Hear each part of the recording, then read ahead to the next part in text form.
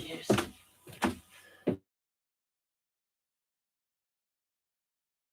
Small technical.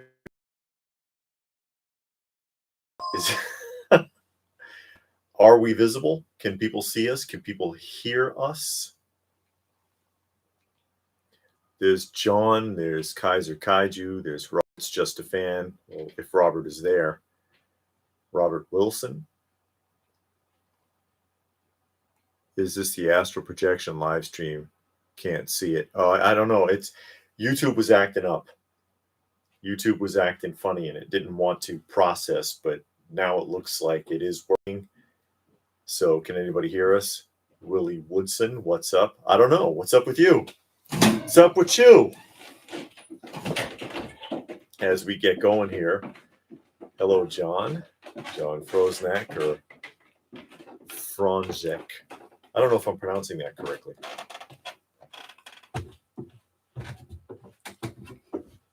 I don't know what happened to it. And it went off? He says he can hear us. Yeah. Okay, good. There's Hey, everybody. Brandon, Kentucky, Kaiju, John F., Bull Gambit. R. Joseph Grundy. Willie Woodson. Okay, good. We got a whole gambit of people here. Mr. Grundy is here. My Croft Superstars hero there. Yeah. He's the one that sent me the Croft. The Body Croft and then the Macho Man. PA Toys and Comics, good evening. Will you be attending any more of the shows this year? Yeah. Next weekend. RetroCon. In Greenville, South Carolina. Next weekend, we'll be there on Sunday. It's Friday, Saturday, and Sunday, but we'll be there Sunday only. Hey, William Randall, how are you? So, yeah, we are going on Sunday. Yeah. I get confused because Sergeant Slaughter's there, and Sergeant Slaughter's everywhere. He's at every show. He's going to be at that one? Of course he is. Oh, wow. Sergeant he is Slaughter, at every one. He's like savoir-faire. Savoir-faire is everywhere. I guess. Somebody knows what I'm talking about. Nobody Look at this prompt that you have. What's wrong with you? Yeah, just leave it because the computer will freeze up on Oh, you. will it? Probably. Just yeah, leave. Don't scare me. Don't touch nothing. I don't want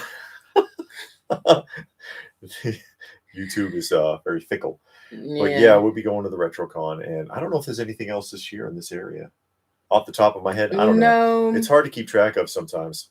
Not in this area. Well, the area that we always look through is the Tennessee-Georgia border, South Carolina, and a little piece of North Carolina in that little Georgia-North Carolina border area. Yeah. We'll go there mainly about 3 hours. That's our max. Because you'll get really upset if you go more than 3 hours and you find nothing. So we limit ourselves to 3 hours. Happy Saturday, says Wham Randall. 12 hours of darkness. Oh, yeah. Well, what are you going to do? You know, you do what you're going to do regardless if the sun is shining or not. Yeah, they just like to shift the time around so that we could pretend somehow with the daylight savings. The daylight is still there. How are you saving it? You putting it in a bottle or something? Or Kaiser City just had a tornado warning. Oh yeah, I recently bought the Jakks Pacific Mario Brothers airship at Target. Now where do I put it? In storage. Put it in a tote and hide it away and forget it for 5 years. Well, you own it. And that's the part that you got to realize. As long as you own it, you can put it away. Yeah. It's fine. Possession. Because you have it in your possession. Possession is 9/10 of the law, as they say. Yeah. And you possess it and somebody else doesn't. People can pick on you for it. And they do too. It's like, you don't have anywhere to put that. Yeah. You don't have it at all. Exactly. That's the whole key to the process. So, yeah, I don't have anywhere to put it, but I do have it. Even though it's put away in boxes, I own it. You don't. That's right. So who got the upper hand here? You know, I was wondering, what is the story behind the name of your channel? Oh, because I'm open when I damn feel like it. Open by chance.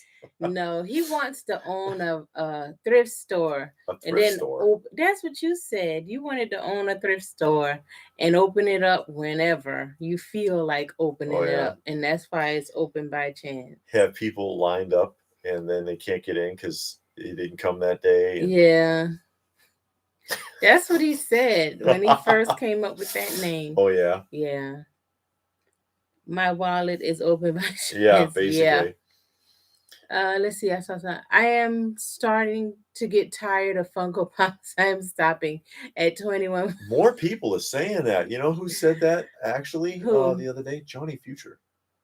Really? Because Yeah, he he has a was like, lot of pops. yeah, He's he big said, on I'm pops. starting to get fed up with it. I'm getting And I'm tired like, of it too. wow, I know. Because it's just too much. I mean, what are we up to? About 15,000 pops I don't now know, but I'm that they've not getting made? any more. I mean, the ones that I have, and I've said this before, and I do mean it. The Yeah. ones that I have, I like. Okay. And I don't, there's none really, maybe about 4 or 5 that I want to get rid of. And then I have a couple of duplicates that I want to get rid of. But outside of that, the ones that I have, I like. I don't care to really add any more. I do have some on pre-order Mm-hmm. that I'm still waiting on, but as far as adding anymore, no, because it does take up a lot of space, and you can put other things there. I do have a lot of things in boxes Yeah. that if the Funkos wasn't there, those things could be in their place. So I see a lot of people are getting tired of it Yeah. though, and Funko is More trying. and more. Funko's trying to put out just all kinds of stuff. Like they got that action figure now, which I think is actually pretty cool. That Mhm. big action figure they have. They did the Savage World, which was nice. They got I into a like bit of trouble that. with that though. It's Yeah. too close to Masters of the Universe. Then they got the pins. They had the Dorbs, the Hikaris. They got the book bags, the pocketbook, the coin Yeah. purses.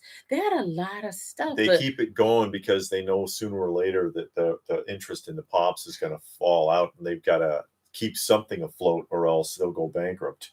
You know, because they're publicly traded now. yeah. If their stock crashes, so do they. So hmm they've got to keep it going. Yeah, and John is saying there's just too many pops and Mhm. too many different versions. They are, and then the Yeah. versions really isn't that different. Like I think on the recent roundup, The one this morning the one this morning you showed, I don't know who the character is, but the only difference, was Master Chief from Halo yeah, the only difference was the color of the of the gun. weapon. Yeah, and it's like, gee, that's pretty freaking lazy Yeah, there, it's pretty Funko. lazy. Not It's even pretty trying. lame. Yeah. You're not even trying anymore. They just gave up. Just paint it. Just Yeah. paint it. And they had that blood splatter like Fiesta one time. Oh, And they used to do everything that a was lot. blood Yeah, everything splatter, was like and all click. they did is flick some red paint on it and Yeah. call it blood spatter and add another $10 to the Oh price my and God. a sticker to it. Hey, They Gub sure did. Dig. Gub dig. Yeah. Hey, 30 y'all. degrees. Woo! Snowing already. Uh-oh. I have some Funko Pop Supernatural characters. We watched one episode of Supernatural. I don't think I even saw the whole episode. It didn't connect, and we never watched it again. What William was saying, he wants Funko to make more lunch boxes. NECA was making them too. Yeah, NECA was doing it. The thing I don't like about it, they don't put the mugs in it, the thermos. That's really why they couldn't hold on to the nostalgia of bringing the lunch boxes back. Yeah. Is because none of them provided a thermos. If Yeah. they put a lunchbox and thermos combo, I think more people would have been down Yeah. for that. But NECA had the regular size lunchbox. Yeah. When Funko came out, the lunchbox was smaller. They were smaller than the regular size. And then again, they didn't have a thermos. So you saw it and you're like, oh, wow, a lunchbox. And you pick it up, it's all light. And you open it up, there's no Yeah. thermos. And the one thing you remember about vintage lunchboxes, it always came with a thermos.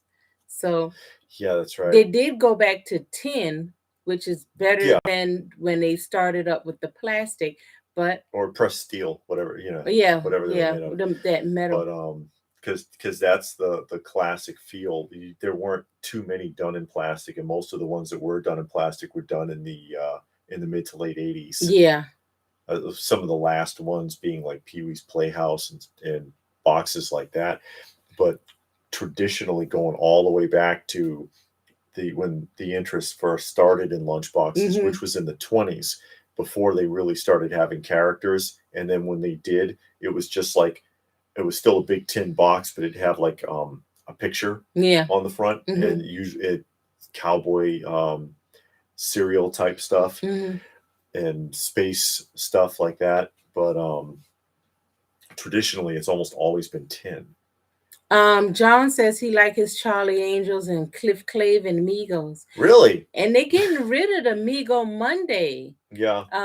Me and David was talking about that because they announced that whatever Migo and Tops had going on. Tops, Hey, Melody. They backed off and they canceled it, but they kind of shot themselves in the foot with that whole process, anyways, because it wasn't enough time. It's you get a week for people to figure it out. They're not cheap because it's already $20 plus the postage from Tops, and it just wasn't moving. And that's probably why Tops got tired of it. Like, listen, you guys are not moving this product. Migo doesn't have a big fan base. Yeah, they have a small fan base. It's almost all adults that are just into Migos and have jumped on the bandwagon of the new Migo, even though I know they hate that terminology. You say that in the Migo ambassador group and they'll throw you out. Serious, they're strict, but they've got a small fan base, and everybody's been saying from day one, instead of all these exclusives and running around all over the place, why don't you just get a website and do an online store? And give everybody like a 30-day window or something like what Super 7 or Mondo does. Yeah. And then even though Mondo's starting to get bad with the exclusives too, it's getting annoying. Yeah, because they have the designer con, and Melanie's saying that that's the wife of Socrates. He's working tonight, so she just wanted to say hey. Oh, okay. And was asking what we're doing for Thanksgiving. I'm going to go see my parents this Thanksgiving, so we're gonna be down there. But anyway, back to you was talking about Migo, and all of that, and but I don't know why Mondo. they don't. Oh yeah, Mondo got the because it's Designer Con going on this weekend, and they showed initially that they have the man thing, but they showed one, and then somebody's at Designer Con, and he showed like 5 different versions. So it's like, okay, are they only available at the con, or are you going to put it up on your website? They make it difficult with stuff like that. Yeah, and almost everything Mondo has put out for Masters of the Universe 6 scale this year has been an exclusive, and people have been pissed off about that. I was able to get the Hordak, which wasn't easy, and then it was kind of disappointing. I did the unboxing of it this past week, and it's got the least amount of accessories, the least amount of flexibility, and they kind of chinsed on the sculpting too. And then but you charged more for it than you have for any other figure that you've produced so far, and it's like, wow, guys, what are you doing? But then the other Scare Glow, and now they've got the Motubi Man at Arms coming out, and it's the Keldor was an exclusive. And it's like, guys, do you want people to be able to buy these or not? I don't know. People I think collectors are just getting tired of all the exclusives. I am. I'm tired of it. If you want to have an exclusive, okay, but don't make like every single thing an exclusive and then make it, you can't get it. Or you make it limited on purpose. And the thing is, when you do an exclusive with a retailer, they want you to make it limited on purpose because they're trying to draw people in. But back in the old days, when you made an exclusive, it was exclusive to that store, but they had a ton of them. Toys R Us had an exclusive, the shelves were full of it. KB had an exclusive, the shelves were full of them. Sears, whatever. And it's not like that anymore. Now they get an exclusive, and it's like this crazy limited number, and you can't get it. And then and then now there's a big thing with aftermarket, and it makes it hard.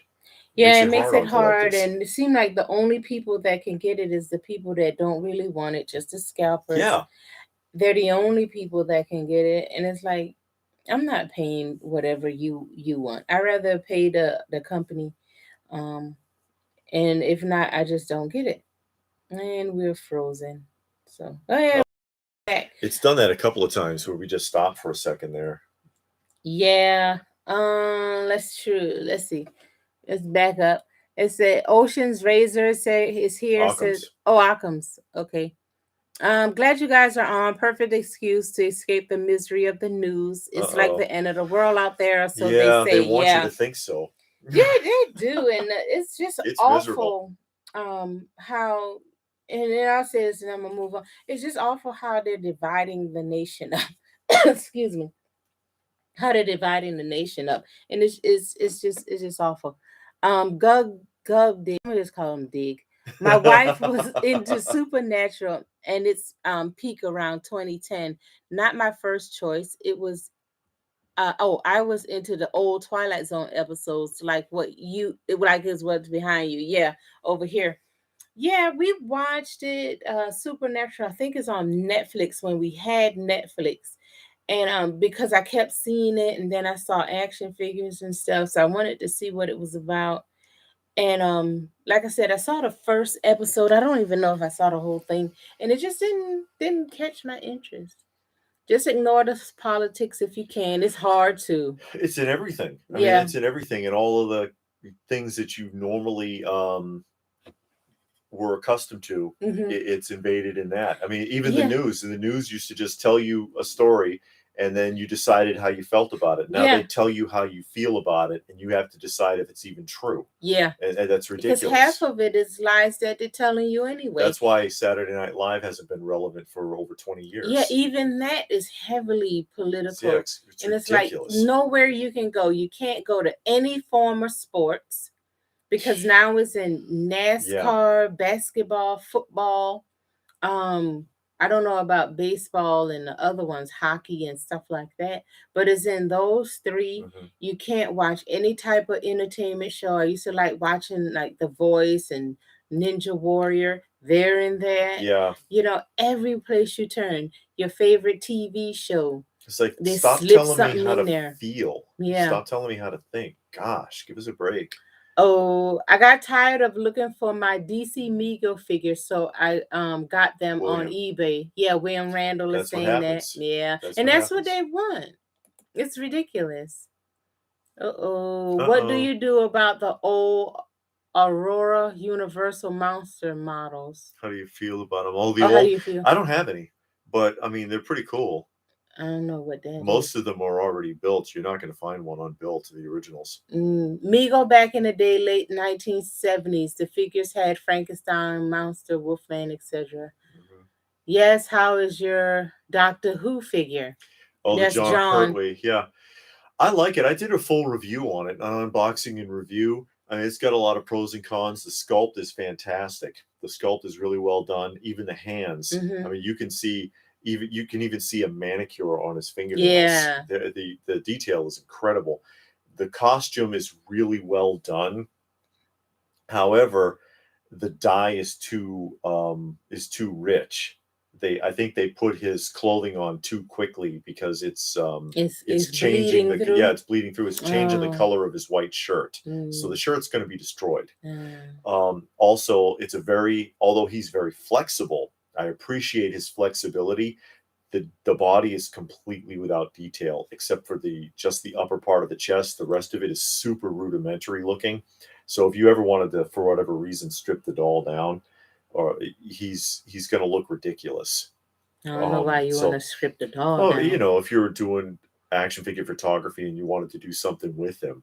But yeah, and also the buttons, the buttons are real. They're real loop buttons, but they're so tiny. It took the both of us and a pair of tweezers to undo his button jacket so I could get it off and check him out. Occam Razor, I hate their artificial moves to entice buyers to get out of fear, induce fear of missing out. Oh yeah. Then they are worth 10% of nothing a year later. Yeah. And a lot of people, Dama, good evening. Good evening.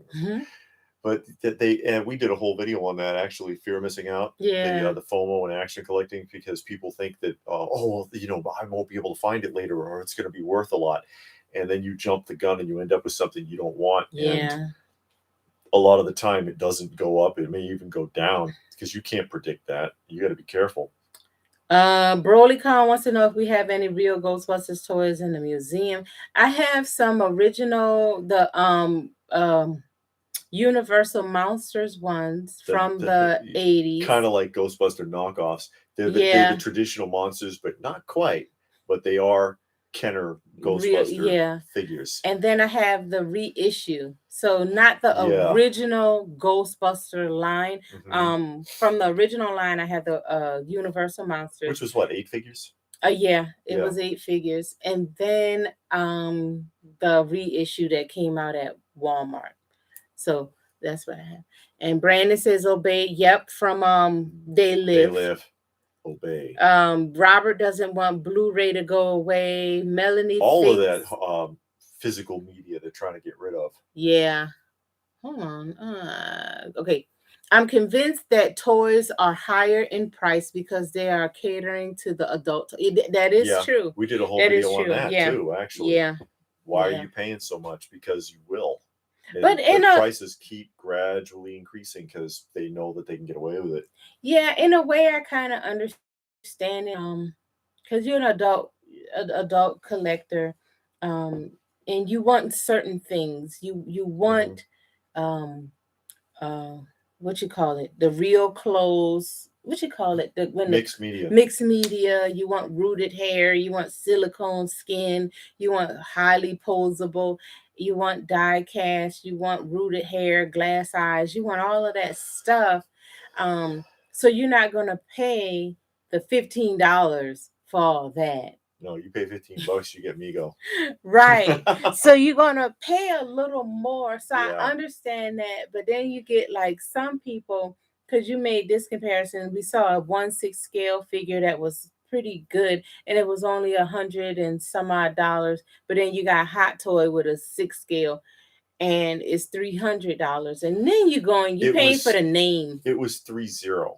30 is trying to be, and I think I brought that up in that conversation. Yeah, making the comparison because 30 is trying to make a push to become a bigger player in the 1/6 scale market. So they cut the prices on their new releases. Yeah, that's why like the Power Rangers were $100 a piece. Look them up on Big Bad Toy Store. They're like between $100 to $125 a piece for the 6 scale Power Rangers figures. They did that with a bunch of their anime stuff. Yeah, and they did that. Didn't they have G.I. Joe? Because they came out with Snake Eyes. The Snake Eyes, and, those weren't even $200. No, they were like 150-ish, 160-ish, something like that. And I'm like, if this was Hot Toys doing it, just like you see it, it would be at least twice as much. You'd be paying $100 for a Power Ranger. No, it'd be like $265. Yeah, because it's Hot Toys, but they give you the same exact quality and the same accessories, everything. Why is 30 able to do that and still turn a profit? Because they can. And when they get enough momentum going, they'll start raising their prices again. Socrates is here. He just wanted to say hello. He's at work getting ready for the holidays. Okay. Thank you for dropping by.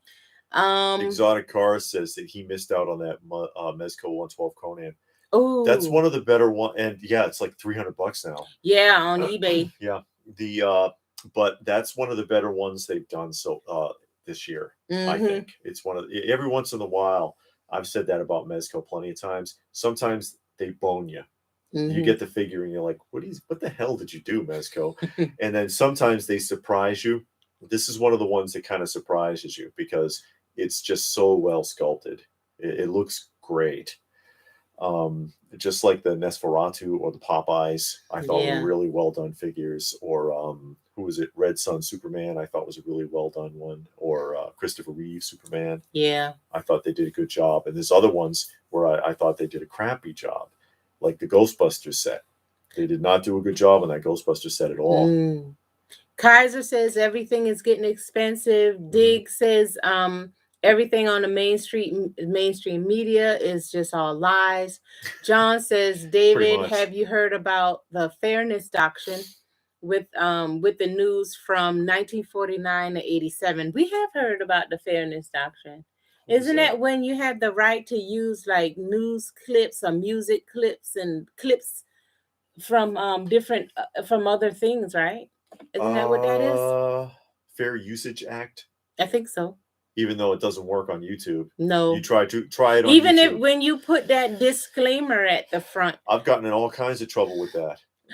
Even that last live stream we did with the contest. Yeah. Right? They you got a strike. They nailed me to the wall for that. And it was, of all things, the theme song for Maude. And nobody even got Maude. Yeah, I got in trouble for that. Robert says he's tempted to get that Bela Lugosi Dracula, and me too. I really like that. I think it's actually a little cheaper on Sideshow. Yeah, it is. We looked at it. It is cheaper. She is tempted by that, though. That is pretty. It's an excellent looking figure. I'd like to do a review on that one.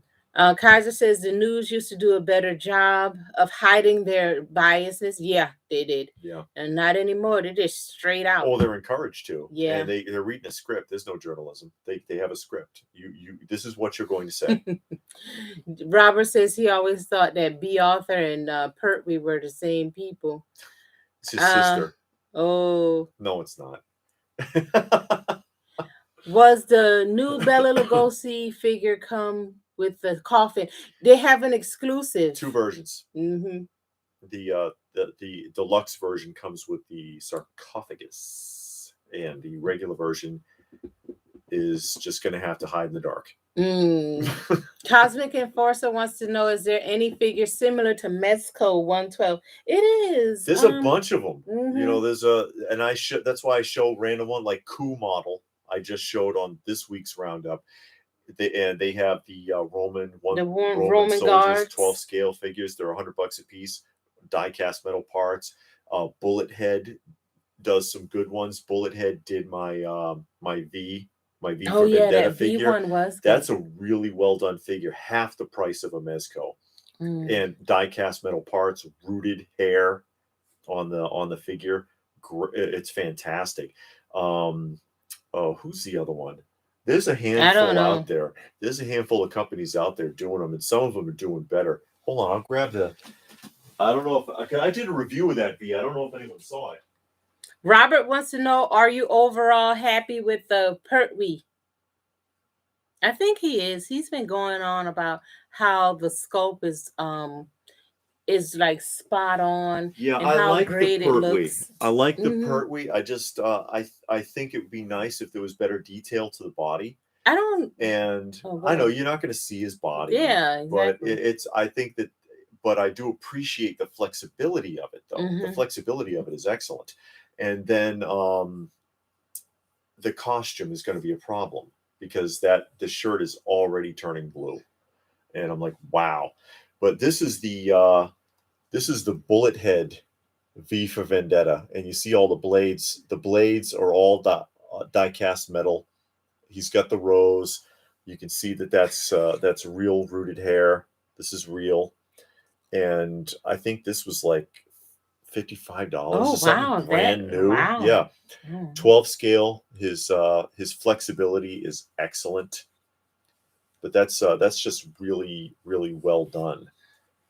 It would be nice if there was some wiring in the cape, but it's okay. Yeah. But I was surprised actually in the overall quality of that, and especially in comparison to the Mezcos, which people pay through the teeth for in some cases. William Randall wants to know if we're going to see the new Ghostbuster movie. No, not unless we go at work. I don't know. But we wouldn't go for ourselves. Occam Razor says, thank you for your service. Thank you. I love your idea on the coffin and Barnabas. I'm still working on that Barnabas figure. Yeah, she contacted another sculptor today. Yeah, hopefully he contacts me back. We'll see. I'm starting not to give out hopes, but we'll see. Somebody's going to do that head sculpt for me. Alan says he lives in Louisville, Kentucky. Where are you guys? We're in Georgia, in the Atlanta area. Robert, hey David, guess what? My QMX Kirk was in a glass display with chair. I start to put in storage. His pants are discolored because of my glass display lights. Oh, really? No sunlight, just glass display lights. That's interesting. That's a shame. Is it Those are weird figures too. Does one of your elbows not bend all the way? Because I know I did a review of a bunch of those. A of the QMX Star Trek, and it seems like one elbow is double jointed and the other one is only a single joint on every one of them. I think it's what the left arm doesn't bend all the way or something. All of them. But I haven't noticed any discoloration, but there's never any light on them anyways, because when we leave the room, there's no exterior light. It's like you can't see your hand in front of your face in here once. Yeah, but I mean, what kind of light? Just regular fluorescent light would cause that discoloration? I wouldn't think so. Yeah, I mean, do you have some kind of like? It shouldn't have UV in it. Yeah, that's terrible. Alan says he just found our channel. Well, thank you. Thank you for watching. Thanks for joining us. Yeah. Regarding costs for 1/6 scale Eagle Eye G.I. Joe in 1975 was $40. Yeah, $5. And not too bad. I think that the original 60s ones were less than $4. Although they're not technically 12 scale unless they're short, because the Joes are not 12 inches. The original Joes are not actually 12 inches. Willie wants to know if we own any 1/6 scale. I do. I own the Predator. I got a Predator figure and 3 of the 3-0 Ninja Turtles. Well, 2 turtles and a Bebop. But I've got we know that. Thank you. And I've got a handful. I've got some like the QMX Star Trek, and I've got a couple of pieces from Big Chief Studios, and I do have some Hot Toys, including the Stan Lee astronaut from Guardians of the Galaxy 2. And not like a whole pile, but I do have some 6 scale, like classic current 6 scale figures. I've got the Terminator 2 on the bike and stuff like that. He got a lot. Not a lot, but I mean, this guy's they have like 100 in a kit. Like Robert's just a fan. He collects all Hot Toys, but he puts his together. But he got like 300 of them. So, Occam's Razor, how is the Sky Striker coming? How is it on the funding? Yeah, I don't know where they're at. I don't think they've even reached their funding goal yet. Oh, really? But it's going to be like, but there's like a month to go. Oh, I think that closes when December 6th or 7th. So, just like with the Galactus didn't reach his funding goal until like a few days before the window closed. But then it ended up being more than 3 times its funding goal requirement. Oh, wow. A lot of times people do that. They wait till the last second and then bam, they just dogpile it. But what shocked me is that backpack that's on their fund, the Ghostbusters 1-to-1 scale Proton pack, has already passed its funding goal, and it has a lot of time. It has like 30 days on it. Oh, wow. And that's unusual. Usually people hold out to the last second.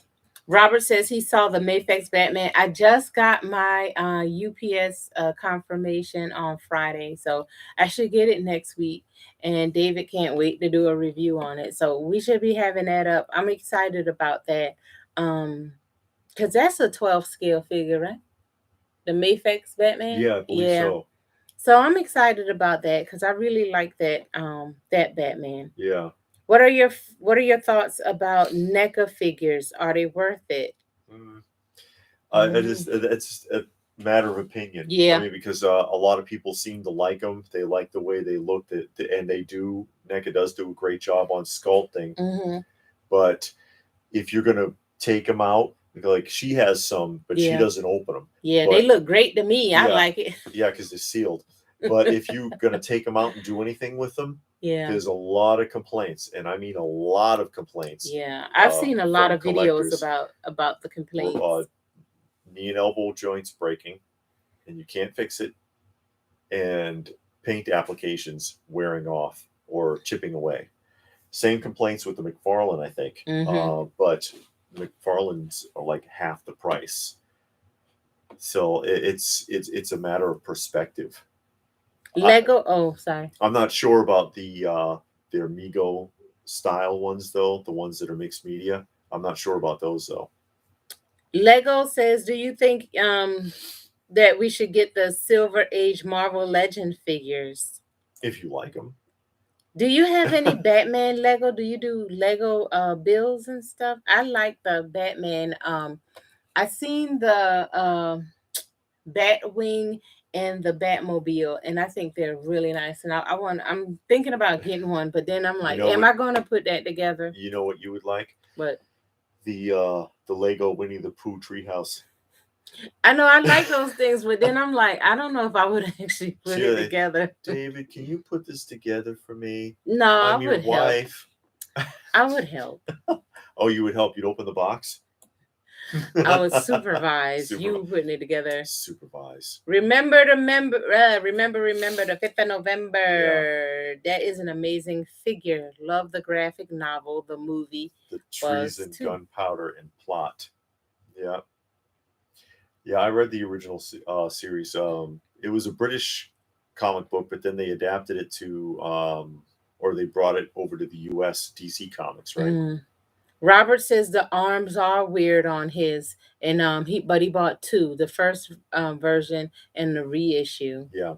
Just finished my Matchbox Thunderbirds line. Oh wow. Lady Penelope was the last one. Reasonable price line to complete. That's good. Yeah, it feels good to complete 90s, a line. Right? The 90s, the short figures like this. That's actually a pretty cool line. Kaiser said he think you mentioned the new Jet Jaguar figure from the new Godzilla anime. You should watch it. I haven't seen it. Yeah, but what is that on? If it's on Netflix or Hulu, we won't watch it. But if it's on something other than those two, because we don't have those two channels, or Disney Plus. Oh yeah, we don't have giving it away. Yeah, and they're having a hard time giving that away. They did their Disney Plus month, and their stocks tanked. Their stock went down. They added a bunch of shows to Disney Plus. And they actually have, from what I understand, a handful of decent shows, but it's like people just hate Disney so much. Robert says he thinks the light he has is either LED or halogen. No sunlight, not sure. His pants looks faded like dust, but discolored. Can't notice when sitting down. I do have two. Yeah. That's strange. It is. I don't know. Johnny Future said he can't stay because he's overseeing the new roofing project on his house. He'll catch the replay. Well, thank you for dropping in. Okay. Sorry, Johnny. Robert said he doesn't have 300, but he has a decent amount of Hot Toys and some QMX. 3-0 and bashes. Also, some NECA. Really want to get the NECA Universal. Those NECA Universal are nice. I've seen it, and they're pretty nice. I like the Mondo ones. They came out with the Creature from the Black Lagoon so far. Yeah. I'm hoping they come out with more of those. I like those. I held out on Snake Mountain from Super 7 and got it with 2 days to go. Oh, okay. That was William Randall. Yeah, a lot of people do that, especially on the higher price stuff. When you're going to be shelling out hundreds of dollars, that's part of the reason also why a lot of people hold out. One, they want to see if it's even going to reach the crowd fund. Yeah. But you'll get a refund if it fails, but it hasn't failed yet. Yeah. And two, I mean, it's up there. It's expensive. And that's part of what killed, again, Mego and Topps. Because even though it's $20 a figure, but $20 a figure plus every week, plus the shipping. And I heard the shipping was bad. Yeah, shipping was really expensive. And then some people were just like, I don't know, not this week, guys. But you don't have to buy it every 30 week. days. Give it a 30-day window and quit cramming them in there. That's what you want. Robert says that the Mafix figures are 6 to 8 inches. Okay, I think we're caught up. Okay. There's Android. Hey, Android. Android 3000. Android 3000. Instead of rebooting Batman yet again, wish they would have dusted off Keaton for a live adaptation of Frank Miller's The Dark Knight Returns rather than Twilight Boy. Yeah, old man Batman. But isn't he going to be in that new Batman film? He's going to be in The Flash. Oh, the Flash as Batman, like old Yes, man Batman. Oh, I guess so, as the mm. original Batman. I saw the trailer to that new Batman with that Peterson or Patterson, whatever his Yeah. name. It look okay. As You long as know, they keep Batman dark, they'll pull it off. well, that guy is dark because he always just looks solemn and depressed. If they do it like comic books, that's where they'll mess it up, at least in the theaters. Mm-hmm. Like what happened with the original 90s Batman, because Mm-hmm. Keaton was in the first two, and then it was Val Kilmer, and then it was George Clooney. But in the Val Kilmer and the George Clooney started getting real silly, and people were like, "What is this? Did you ever Yeah. read a Batman comic?" Because that's what it looked like. It sure did look like classic Batman comic books. Getting closer to the like Adam West 66 stuff there almost, except for the better costumes. But Mm. that's if you've read enough, you recognize a lot of what was going on. But that's not what people want. They want that darker image that they Yeah. got in those first two with Keaton. Mm-hmm. And when you got to Christian Bale, Christian it was Bale, good and it dark. was dark. Yeah, and Yeah. that's what people like. That's the Batman that people have really gotten to like. So Kaiser says he likes building Legos, and John says he mhm. has a few McFarlane X-Men or X-Files X-Files. Okay. figures. I just hope they don't sideline or kill him off in the new Flash movie. They're talking about Batman, I guess. Oh And yeah. Retro Peter, hey, Retro Peter. And then yeah, Retro Peter. Okay. Uh, And Kaiser says same people that hate Disney will watch it. Yep. They sure do. It's like Walmart. yeah, Everybody hates Walmart. Ask somebody if they like Walmart. Oh, I can't no, stand Walmart. But they yeah, shop there. I know. They sure do. Yeah, we That's try not to go. We had to go last weekend because we were looking for a a, broom. a lot of broom. Well, But a dustpan, a the dustpan and dustpan with brush. the brush. Yeah. And we needed one, and I went on Amazon, and I was like, oh no, I'll just go, the Dollar General, Family Dollar, whatever. Nope. We went to Dollar General. They didn't Mm-mm. have it. So I was like, oh God, we got to go to Walmart. So, but it's a Big Lots before. So we went to Big Lots. No. So then we ended up going to Walmart, and they only had one. We bought the last one. The last one. And none of them had any brooms or mops. No. They're all out. You know where they are? On a shipping container in the middle of the ocean. In the middle of the Pacific Ocean. That's where they coming are. from Because China. people here don't make stuff anymore. They sure had them on Amazon. Yeah. In the Amazon warehouse, they got 1 million of them. I bet they do. But they make you not want to go to the store because every time you go, you don't find nothing. But if you go on Amazon, they'll tell you, oh, we'll have it there tomorrow morning. Or if you order really early in the day, we'll have it to you by the end of the day. And your brush and dustpan would have come in a box this big. Yeah. With like air pillows all in it. But if you order an action figure, I can bend this. Yeah. And I can get it in that box. And then the postman will cram it in the mailbox. Yeah, that's what they do.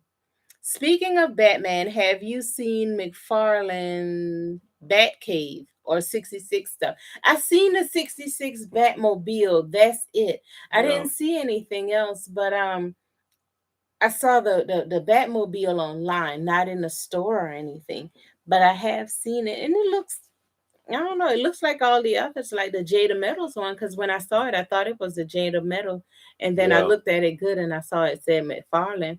But I'm not a huge fan of the McFarlane stuff, personally. I'm just not, Yeah. Plus, he's the one that started the whole variant thing in action figures in the first place in the early 90s. And so, he kind of jumped off some of those problems. When there was a variant in the old days, it was because of an actual mistake, not because someone was doing it on purpose. Mm-hmm. But yeah, I'm not a huge fan of the McFarlane toys. Alan says it's good to find somebody that's like-minded and knowledgeable about the collecting community. Melanie said that Christian Bale was a good Batman. He was. I don't know. I'm not gonna see. Well, he was good, but I think what's his name? Keaton is number one, and then Christian Bale is right behind him. And then Adam West. Yeah, Adam West. Well, I like the Adam West I don't Batman. really It think was about written him. it was written to be funny though. Yeah, it So was. It was a comedy TV show. yes.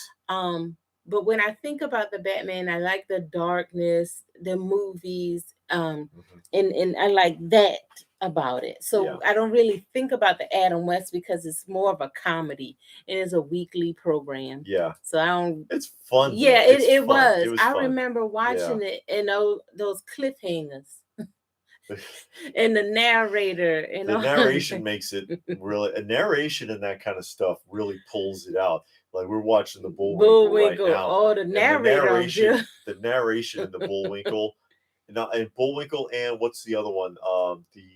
George of the Jungle. No, not George of the Jungle. Oh, there was narration in that too, though. That's Mhm. true. But the narration in that stuff pulls it out, and it's almost more memorable than the show. I got Target closer to me. Okay. They tried to hide some of Disney's more controversial films nowadays, like Song of the South and all the Nazi cartoon stuff. Yeah, we were talking about Song of Can't the bury South. that history. No, and I don't know.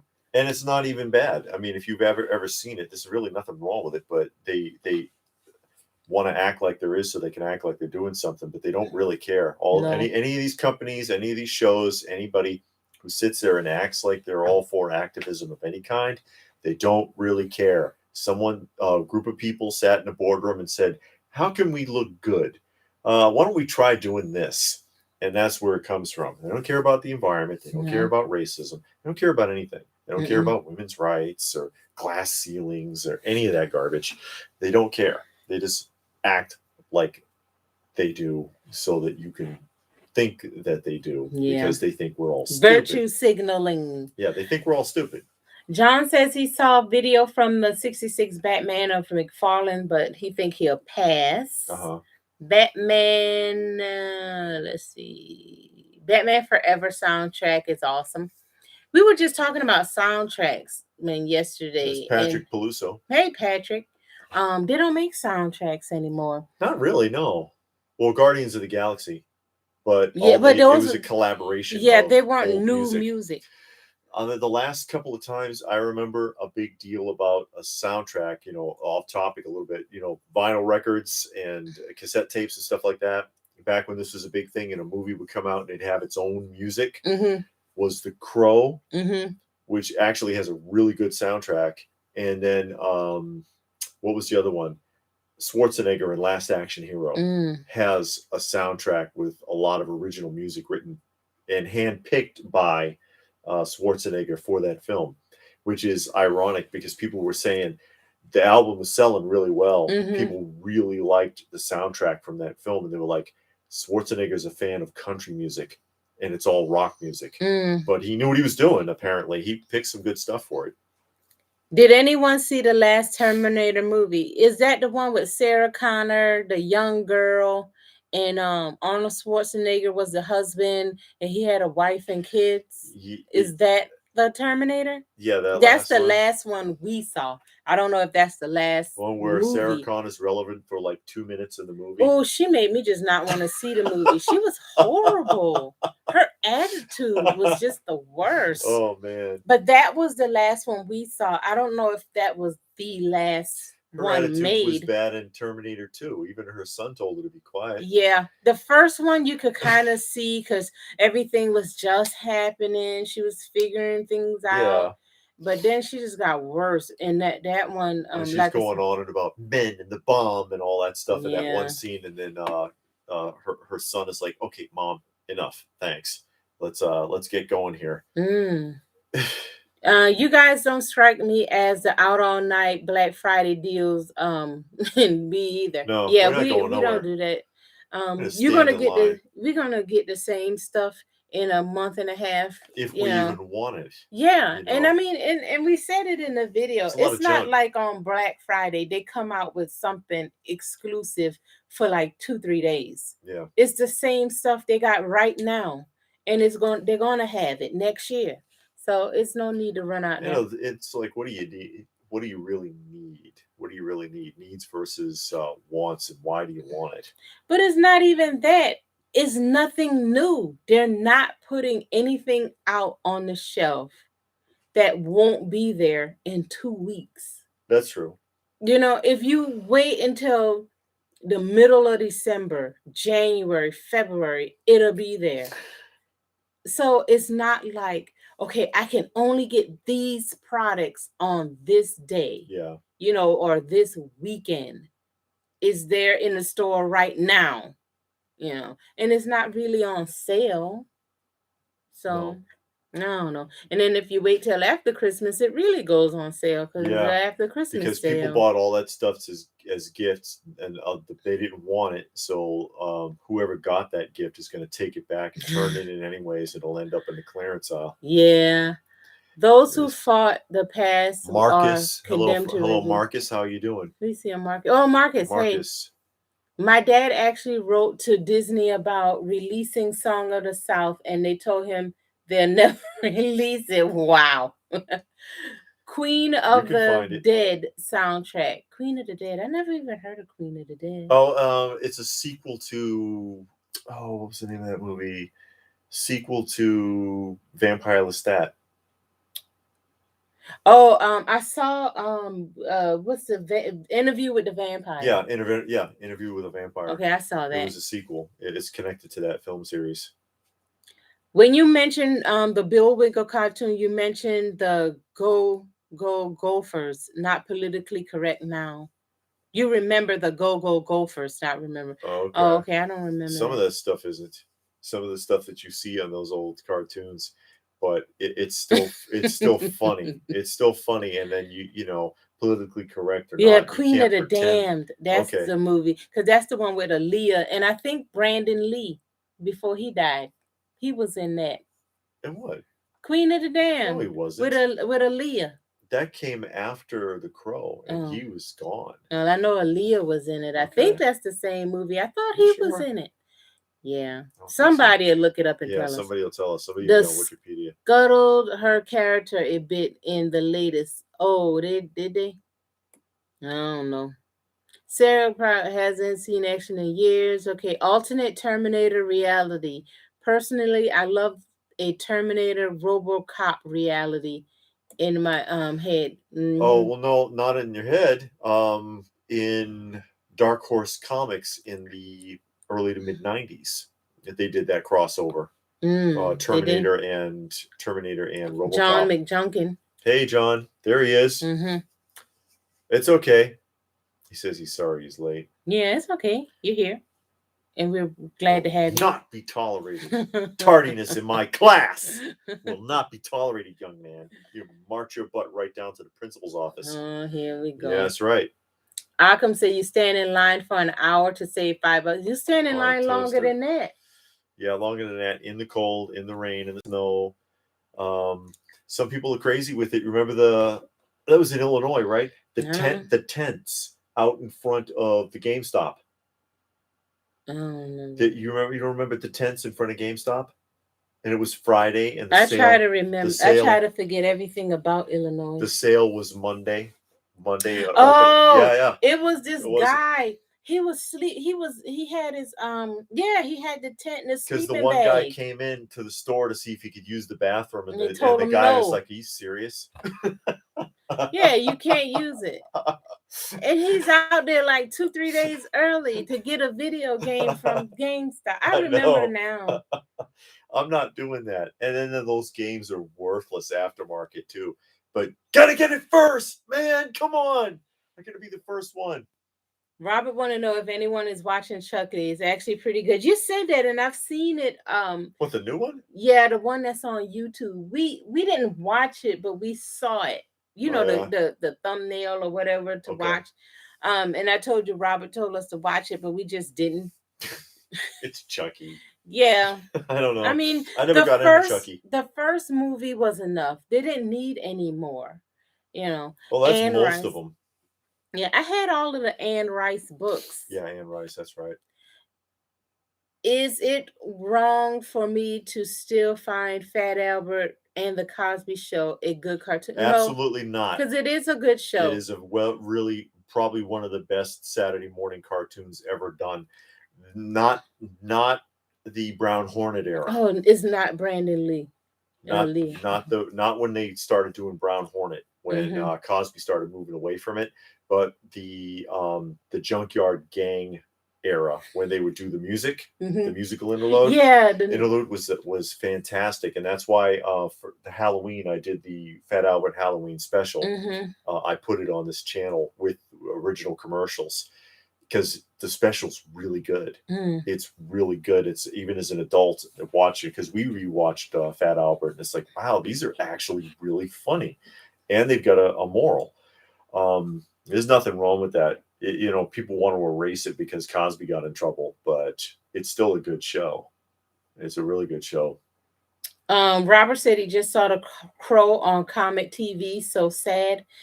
History repeating itself. Yeah, because we were talking about that with the Alec Baldwin thing, and the only movie we could remember where a shooting accident happened, where someone died, was on the Crow. And it was a fragment in the barrel. It wasn't even a bullet. Mm-hmm. It was just a fragment that found its way into the barrel on the Crow.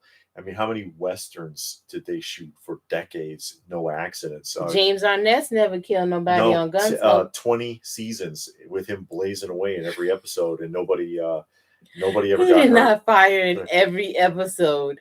So yeah, but anyways, I mean, that was just total irresponsibility from a guy who is a big anti-gun nut. Yeah, but and scolds people for it, except when it's him. But that's not for this channel. Well, he was irresponsible. Yeah. Akam Razor says he liked your Fat Albert Halloween special. Man, Bill Cosby let me down when he got caught doing that stuff. He was a role model. Yeah, he was. And they canceled him. He was one of the first people to get canceled because you can't find reruns of his show anymore. He did a lot of great work. Electric Company too. He was involved in the Electric Company, and the original Electric Company. That's a good show. Yeah, that is a great children's show. So it's unfortunate. Melanie, Melanie says she worked at Black Friday for 20 years at FYE. Really? Yeah. She thought it was fun. It was awesome. Was it fun? People drop a lot of money on the floor or something? You know what you do is you go and you step on it and you stand there until they walk away. It's funny. It's kind of funny, like Ash versus the Evil Dead, comedy horror. I don't like comedy horror like all that. I didn't like the show. The Ash versus the Evil Dead, the TV series. I did watch it. I thought it was I think they made his character too much of a buffoon, and he wasn't in the films. I liked him where he got to Ash versus the Evil Dead, the film. Some of you have seen the film and you know what I'm talking about. It was funny, but when they did the TV show, I think they went too over the top with clowning his character. I think that if they had kept it like it was in Evil Dead, I would have enjoyed it better. I loved Bill Cosby's stand-up comedy. He was really funny and clean. He was clean, yeah, that's true.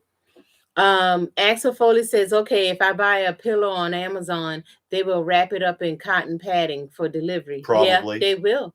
I told you about I ordered some soap and it came in foam pillows and peanuts. Yeah. For bars of soap. And if you order a carton of eggs, they'll put it in a padded envelope. They do it on purpose. David bought one of those G.I. Joe figures and they put it in the padded envelope. That's right. I was pissed. But then I get soap in a big old box and it had a ton of the classifieds. They sent me the classifieds figure in a padded envelope from Amazon Fulfillment. Robert says he loved the Lone Ranger and Rifleman. Remember the robot from Mego X2XL 1978? That's right. You put the cassette in his chest. 8-track. Wow. Okay. 2XL is awesome. The 8-track one is the one that's shaped like a rectangle, and then the one with the cassette in his chest, they gave him a head and they gave him better physical articulation. Peter says thank you for uploading the Fat Albert Halloween special. He really liked it. Oh, good. That's why I did it. I'm gonna be making I'll be formulating a Christmas special. We're Also. trying to find some Christmas shows that people haven't seen. Yeah, or that's why that's barely seen. That's why I put the Halloween special up, because Yeah. it has not been aired since like, oh, what was it from like 1984? I think was the last time it was aired. Because if it was originally put out in 77 and they put it out every year until I think 83 or 84, and then it was never seen again. So there's a few obscure ones out there that people might not remember. Alan says that we need to cancel culture. I agree 100%. I hate that. I love seeing variety in different stores like the old school malls. Yeah. Mhm. If breathing is canceled. Yeah. It is because they're trying to give you carbon tax. Captain King. Okay. Let's see. Lee Majors was awesome as the $6 Million Man. Yeah. The reruns are on Cozy TV. Hold on, let me write, because y'all mentioned two TV shows, Comet and Cozy. Pass me that notebook right there. I don't see it. Underneath that black I don't understand. head wrap. Yeah. You got me doing work now. Yeah, open your eyes up. Because it might be an app I can download on the Fire TV. Lee Major's doing voice work now. Oh, is he? He's still alive. Yeah. He was a fall guy. Yeah, he was the Fall guy. We watched the Fall Guy for a little while. He was the Fall Guy. And he also played Bruce Campbell's father in Ash. Oh, did he? After the Evil Dead, yeah. And he's and I think he's currently doing the voiceover for one of the characters on the Thunderbirds. But it's like an animated version of the Thunderbirds. It's not Super Marionation anymore. Oh yeah, I saw that FedEx box. Who you pick? It wasn't a FedEx box. It was a post office box. That was the post office, and they crammed that thing in the post destroyed. In the mailbox, because we bought a we got the mailbox, and they crammed it in there. He had to wrestle it out. I'll show you what was in there, because it wasn't nothing that could get harmed. Yeah, it's 70s like Tony the Tiger plastic blow mold bank. So it still has the plug. As I was like, oh, it's still got the plug in it. But this is what was in that box. So fortunately, although this is a blow mold, so it could have gotten crushed or bent. But fortunately, Tony survived intact. Because, I love this old advertising kind of stuff. Vinyl and plastic advertising pieces. So, yeah. And there's 3. I think Kellogg's made 3 different banks, 3 different styles, if I remember correctly. But yeah, that's what was in there. If you guys saw that picture that I put up a couple of weeks back. Yeah. That box was wrecked. I was pissed. Socrates is on lunch break, so he's here. Oh, hey, Socrates. How are you doing? I want to get the Blu-ray $6 Million Man, but it's like $200 on eBay. The DVDs are Germany. Cheap. If you want it in DVD form, it's not that expensive. Well, he's all in love with his little Blu-ray That's fine. collection. I mean, I don't have a Blu-ray player, so I don't care. Long as you can see it, who cares? Yeah, sometimes you just gotta suck it up. Yeah. Bill Cosby. Oh, you can go to the what you call it, flea market. They always have the little DVD people in the flea market. He's not gonna find Blu-ray $6 Million Man at the flea market. Oh, Bill Cosby once played an angel on a TV show. Touched by an Angel was horrible. That show, yeah, that show was the worst. You want to watch an angel show? You watch Highway to Heaven. Highway to Heaven. That was a good show. I like that show. It was. That one had some tearjerker episodes. Oh, it did. What worse? You end up with Rude 2 without realizing it too. It's infectious. I don't know what you're talking about, Robert. Right here. I don't even know where it went. Oh, it done went back. Oh, it's lost. Oh yeah, right here. Hey David, we YouTube 3D printed food. That's the creepiest thing I've ever seen. I Yeah, told you it was KFC's doing it. That's what we were yeah, talking. We were talking about that in that video. it's And pressed sawdust. well, whatever it is, they're doing it. KFC's in China are doing it. They're 3D printing chicken. It's not chicken. No. And then who is it? Subway's in Subway. trouble for it. Subway, because we just found these. We were talking about, we haven't heard anything about the lawsuit for a while. There was an update on the lawsuit yesterday, actually Friday, because they laboratory tested the tuna and it's not tuna. And then they tested it again and said, this isn't even seafood. What the hell is this? Yeah, then they checked the DNA. They still don't know what it is. They think it's 3D printed something or other, but they don't know what it is, but it has chicken and pork protein in it. 20 independent laboratories across in different parts of the country testing the stuff. And Subway is like, nothing to see here. Settlement anytime, guys. It's not true. Can we get a settlement? It's a frivolous lawsuit. Throw it out. Kaiser was asking, did you get those mascot articulated cereal icons? He didn't. No, I still didn't do that. But they look good, though. Good. They look good because Jada Meadows do it. Socrates wants to know what he missed. You didn't miss anything. We just rambling on as always. Well, and it'll be up. You can go back and catch it some other time.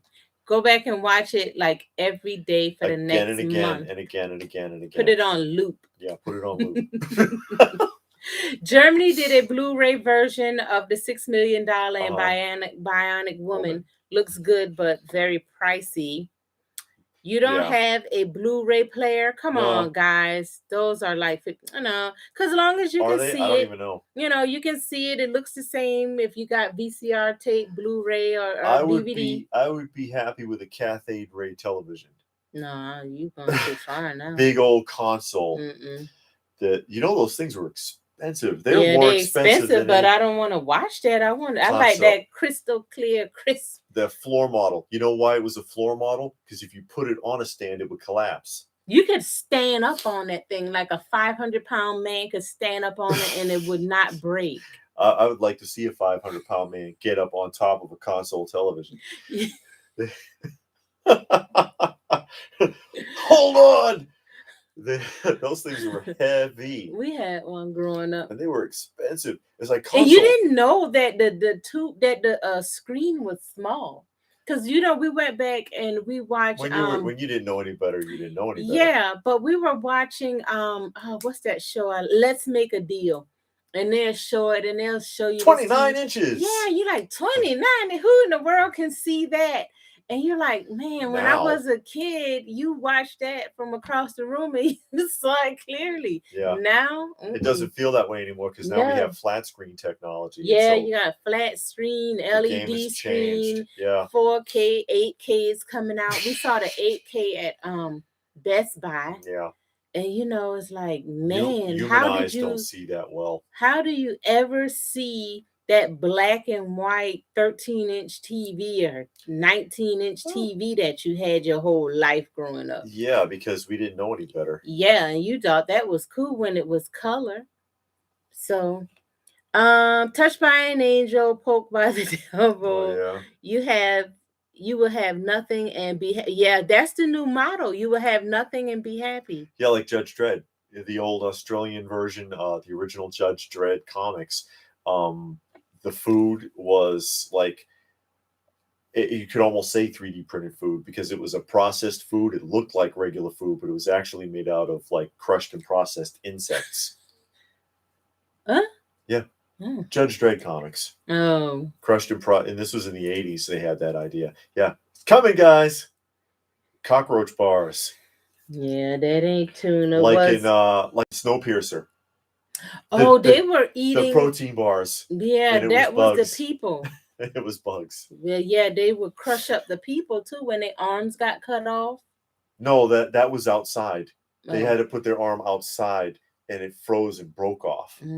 That's what they were doing. Let's see. But no, I know what you're talking about, though, because they were talking about how that got started was because someone chopped his arm off to satisfy some people so they wouldn't eat a baby. Was Leonard Part 8 Bill Cosby in that? Yeah, it was. That movie was terrible. He was terrible on film, but Mm. his on TV he was good. Subway like to serve man is a cookbook. Subway is Soylent Green. Yep. Yeah. Soylent Green is people. That's why you never see any customers in there. They kidnap them. Yeah, I don't know how they stay in business. Every time I see a Subway, there's like more employees than customers. Yeah, because you're always the only one in there. Even if you like, sit and eat. I think there must be a trap door. And if you're the last one in there, it's like poof, and they're gone. And then they get ground up into the food. John says his late stepfather had an old school console TV. He said it was expensive. I bet. They were, if you can find an old catalog. Actually, the one I did last year, the Sears catalog. I did a Sears Christmas wish book tour to look at the toys, and I looked at some of the electronic stuff. Look at the prices on those when microwaves were like $500, $600, $700, and console televisions were $2,100. And yeah, that stuff was real expensive in those days. Robert says I have a small box TV with VCR with that audio coaxial cable stuff. No shows on 8. When I Distorted Reality, when I saw that box came all looking beat up, I was like, oh my God, so sorry to see these things happen to Funko Pops. Who in their right mind would still buy Funko Pops is beyond me. She hasn't ordered any in a while, though. I haven't ordered any in a while, but I have some on back order that I'm waiting on. That's what happens when you go to Big Apple. But they wouldn't do that to Funko Pops. They always pack it up all nice and neat and foam pillows and wrap it up with the bubble wrap because they want to make sure you get it all good. Yeah, right. The Flintstone has several Christmas specials too. Okay, so we can look for that because we're trying to find some that people, haven't seen in like forever. Yeah, or don't play regularly.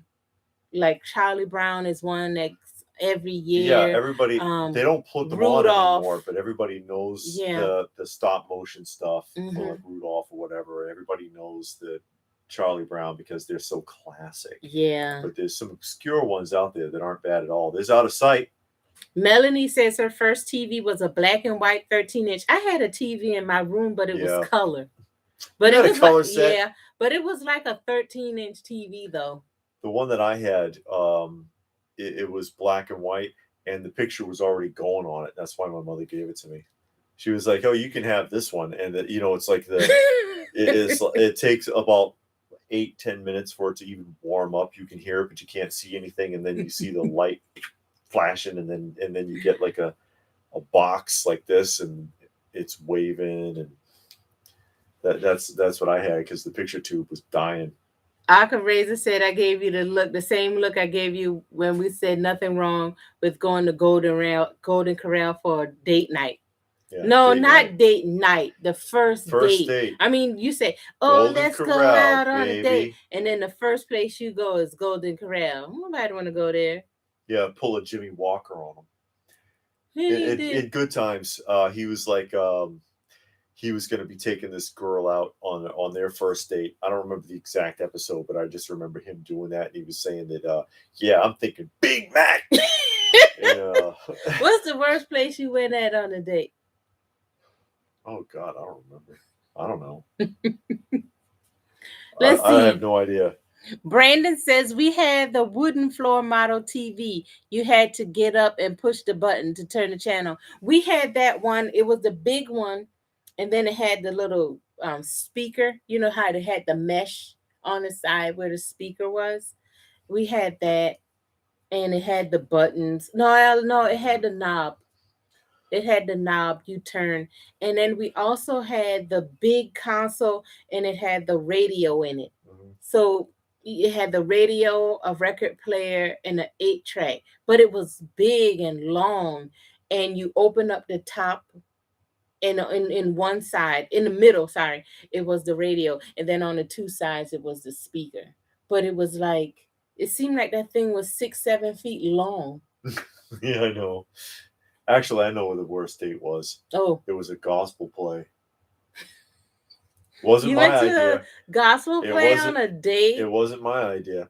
It was a gospel play, and it That's was the one like we went to. no. It Oh, was like 4 freaking hours long, and their mics shorted out, so they had ooh. to yell on stage, and it was a bad play. It was not well done at all. It was about a beauty salon or some garbage. I could barely remember it except for everybody yelling. And even and then something else happened, and then it started getting real hot in the theater. Oh I my think the air God. wasn't working, and it was getting warmer and warmer. It's like you're starting to sweat, and it's like, oh, gee whiz. That was like a million years ago. That was before I knew you. Let's see. Let's see. Soylent Green, the food is people. Yeah. Madonna seriously needs to retire. Yeah, I agree. She's still around? I saw Soylent truck on my block once. No, you didn't. Gotta go. Okay, William, Who's his going? battery Oh, is okay. depleted and the cats need dinner. Out of sight is here. Okay. How can Subway sell meat for whatever it is and not even say what it is? I thought the FDA was looking out for us. No, No, you it think doesn't. that if you want Look to. up what the FDA does. You know, FDA approves something because you pay for the paperwork. I'm serious. They like FDA approved drugs. All that means is that you jump through all the hoops to get it approved, but they didn't research anything. So you got to be careful with that. Kaiser says your first day should be somewhere cheap. Occam yeah. Razor says Hot dog stand. I had to get up and change the channel. I was the family remote. Yeah. Yeah. Little kids. Jimmy, go press number 3 for me. Yeah. That's Turn how you that do it. TV. And then you had to turn and wait to see if everybody want to watch it. No, turn. Turn again. Wait. Go stand over there. You're interfering with the antenna. Kaiser hasn't had Subway in years. Remember to hit the like button. Thank you, John. My dad in the 70s would take a tube out of the console Back TV when you could do that during the summer vacation, so us kids didn't watch TV all well, the summer time. Vacation during that era, Oh, wow. you probably weren't home anyway. Yeah. David got hot and bothered in the gospel thing. Worst first date, going to Buffalo Wild Wings than having the dude ask me if I had money to pay the bill. Needless to say, that was the last date. Oh, you had that date. It was like, I had that date. Wait. Oh, I seem to have. Oh my God! Yeah. I think that's happened to everybody. Could you spot me there, baby? Yeah, I'll hit you back up. And then Robert says he's done that. What? Showing up on a date with no money? Yeah. What have you done? What's wrong with you? Oh, then John said, just be happy he didn't take you to Hooters. Hooters ain't all it's cracked up to be. I've never been there. I wanted to go because I heard they had crab legs, and I always wanted to go. And I heard the food was bad. I ate there a couple of times, and it's not like you would think on TV. It's as far as like if you're going there to ogle the girls, it's like it doesn't look. They ain't Daisy Duke, and then and then the food wasn't good. I went there because I actually kind of like a meeting with Sheeters from when I was working at Frito-Lay. And they were like, yeah, we'll go to the Hooters. Okay, fine. And I had like French fries, and even that wasn't that great. But yeah, I wasn't impressed with it. Oh, wow.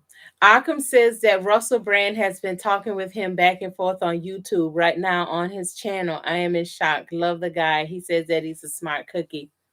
Distorted reality. Has there been anything made containing the abominable snow monster that happened in the Rankin-based TV special Rudolph and the Red-Nosed Reindeer? Anything containing toys? Yeah, I think so. The only thing I know is Funko made something. The Bumble. Oh, yeah, look up the Bumble because that's what it was called. And I believe there has, because there's been some vinyl figures, not Funko, but there's been some vinyl figures that have been made from that series, including the Bumble, I'm pretty sure. Okay. John says Hooters has bad chicken wings. I've heard that. Oh no. I've heard their chicken wings is bad. All of the food there is bad. Well, most of those high profile restaurants aren't that good when you really get down to it. Mm-mm. Five Guys is awful. TGI Fridays and all that other stuff. You got to like pick and choose, and most of the food is not as impressive as what you would expect for what you're paying for, anyways. So it's like whatever. I mean, I'm happier at Waffle House than I am at a lot of those other places. But now it's hard to screw up a waffle. Yeah. If you guys like MIB, you should watch Basement of Horrors, Raymond Castillo's channel. Oh, okay. I know who that is. I think we've seen his channel. He collects horror figures, right? Uh-huh. Statues and figures. I think we've seen. And he's part of that circle with like Johnny and Warduk Stankus. Okay. And some of those guys. Popeye's chicken sandwich is okay. But I'm getting, you got to start getting concerned about all of this food now, because there's so much 3D printing going on, and how many people are going to change their recipe or their food items and not tell you. Because even now, Subway still won't admit that the food they're putting out is not food. Well, the tuna, we don't know about the rest of the stuff, but that tuna, they're still not admitting that that's not tuna. They just want to dismiss the case, and it's like, or settle, and then like this is starting to get too deep for that, so you can't trust them. Marcus says that CVS put out a line of Rudolph characters, including the snowman plushies. Yeah, I remember the plushies at CVS. That's right, they did that in the 90s, and then where am I here? Friendlies used to be good. I remember Friendlies because I grew up in Boston, and that's where the Friendlies restaurants are. It's like the burger joint style / ice cream parlor kind of thing. Melanie says, and that's exactly what we see. Since she saw the 3D printed food, she ain't eating nothing unless she cook it. And we actually said that because be careful. We don't eat out that often, but the times we do, you don't know what you're getting. There's a good one right there, and I can answer that one. Distorted reality. What the hell is the McRib? That's is Get ready for bologna. It's a chunk of bologna of formed bologna, and they put barbecue sauce on it. They Seriously. do. They press the bologna. And then they put I can't remember what it is, but they put something in it to make it look like the cartilage of the rib, and they soak it in barbecue sauce. But it's bologna. It's a bologna sandwich. It's not beef or pork. It's nothing like that. Well, you don't know what's in there. It might have some beef and pork. I mean, it's not beef ribs or pork ribs. Is what I meant. But it is bologna, and they just pressed it, and they put something, and I can't remember what it is, to give it that bone look. Yeah. But yeah, and it comes out like once a year at McDonald's. If they still make it. It's special. And then they soak it in barbecue sauce to hide the bologna taste. I guess I never had it. So that you don't know what the hell you got. Oh, man. Okay. Basement of Horror does 60s and 80s horror toys. Yeah, we've seen this channel. After seeing, we read that. We read What is McRib. 3D printing will get so good knockoff toys. They do good knockoff toys. And we also saw 3D printed houses. Yeah, they're doing that now. It 3D prints concrete, obviously. Yeah, concrete. And they're building houses. They've got that perfected now, too. Yeah. So, I mean, it's the thing of the future. So, we had some more jobs. Bye. Steakhouse in my neighborhood when I was a teenager.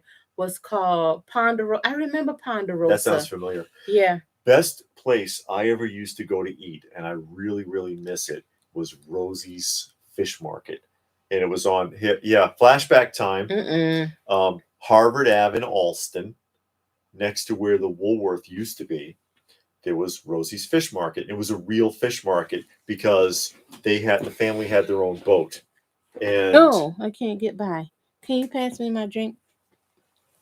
They had their own fishing boat, and there's a lot of that in Boston. So the boys would be out doing the catch in the morning, and then they would come into the fish market, and they had actual fish on ice and crabs and all sorts of things, lobster set out there, so that people could go and buy it. But in the middle of the afternoon, they got the fryers going, and they did traditional fish and chips.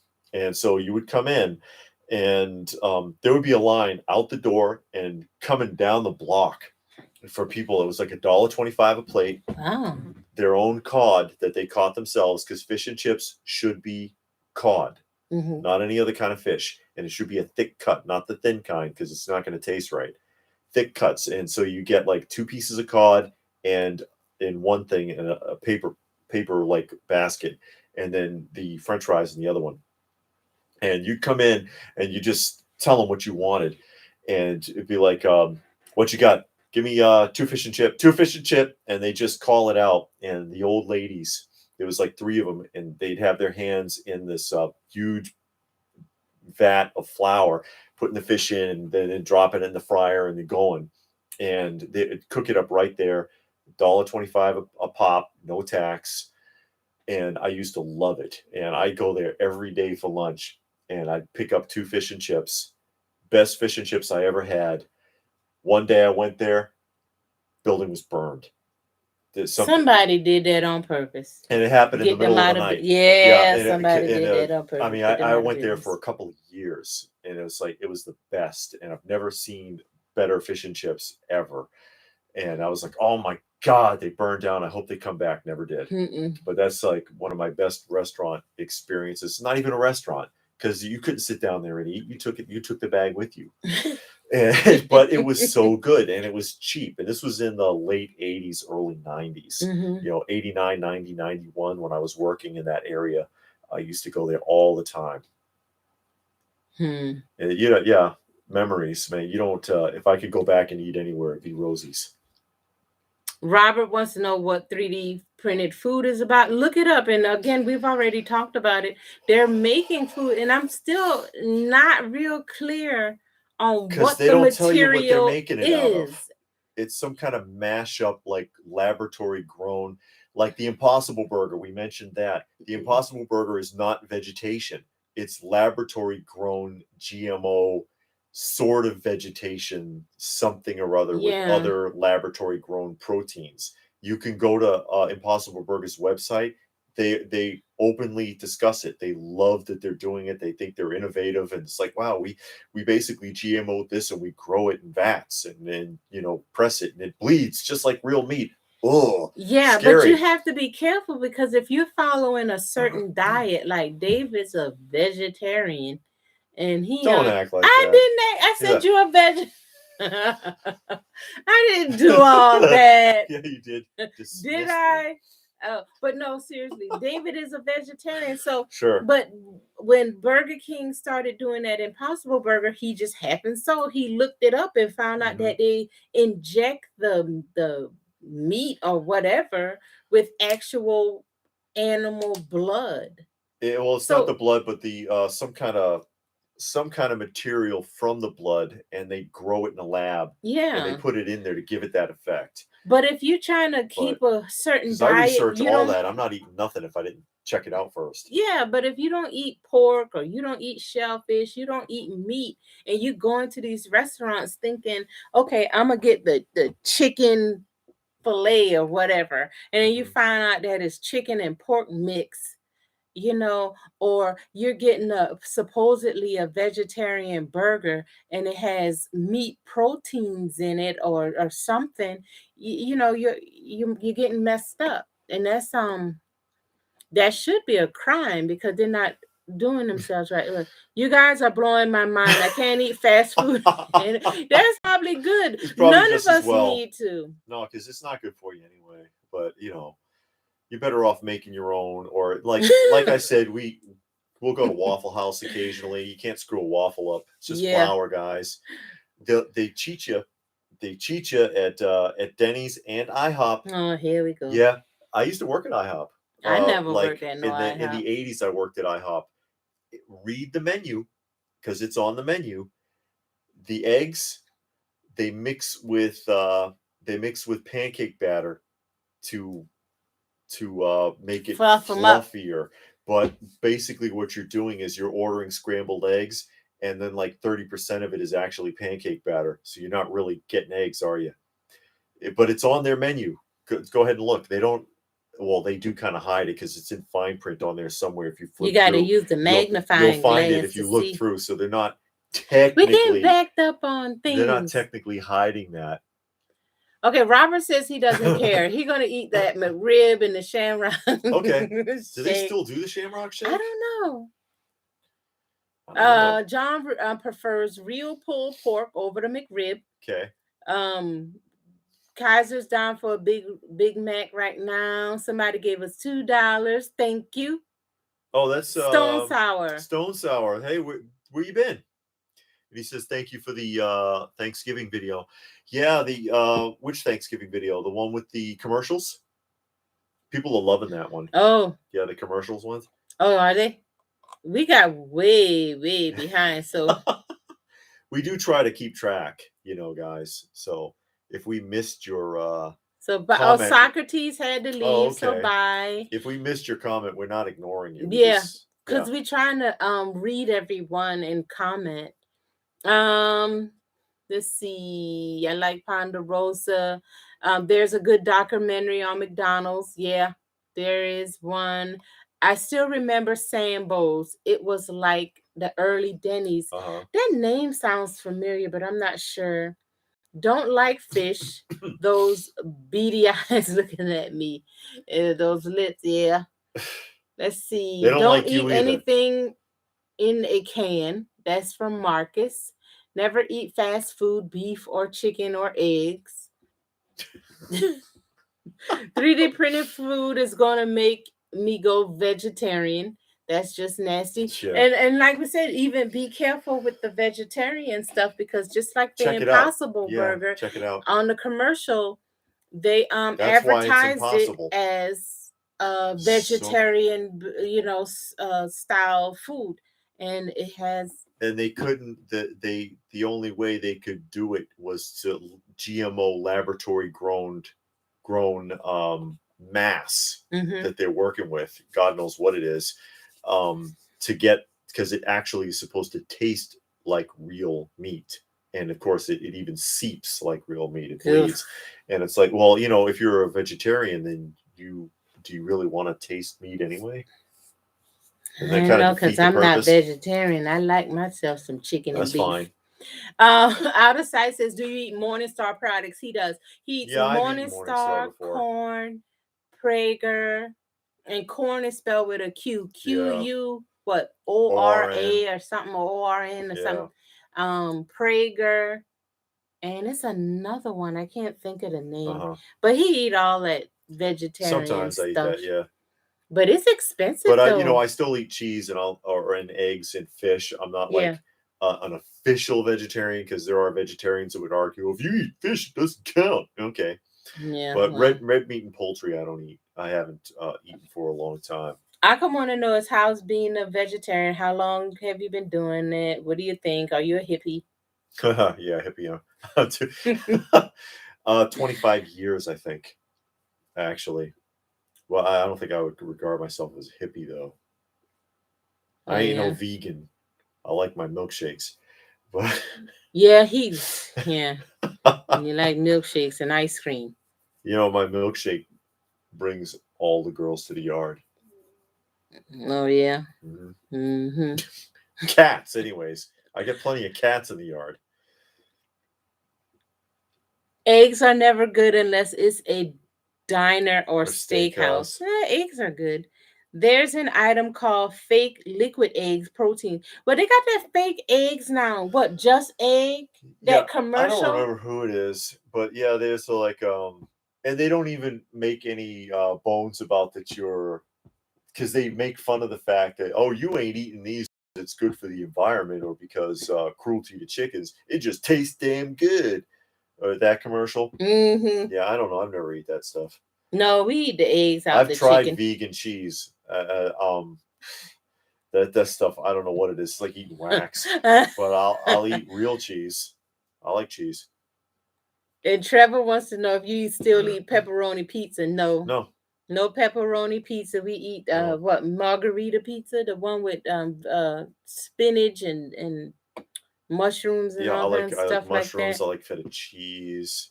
Pepperoni is pork anyway. That's even worse. But no, I don't eat meat. I don't cheat. I haven't cheated at all, actually. You get after you've done it for a little bit.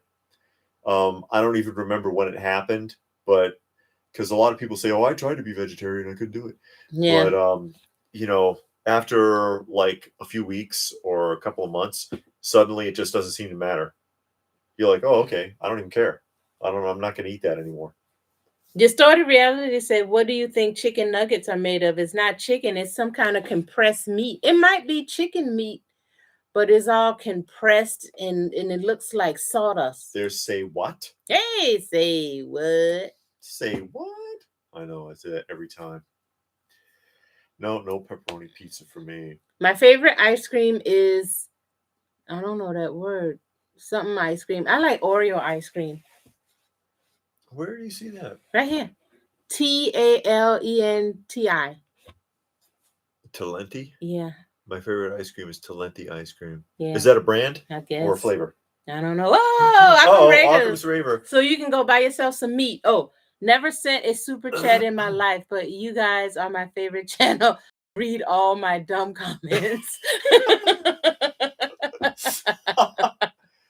Hey, we just we appreciate that. Thank you very much. Yeah, thank you. But we think of it in terms of like it's a shared conversation, because I know we've seen a bunch of them where it's a live stream and it's just like, oh, it's a brand.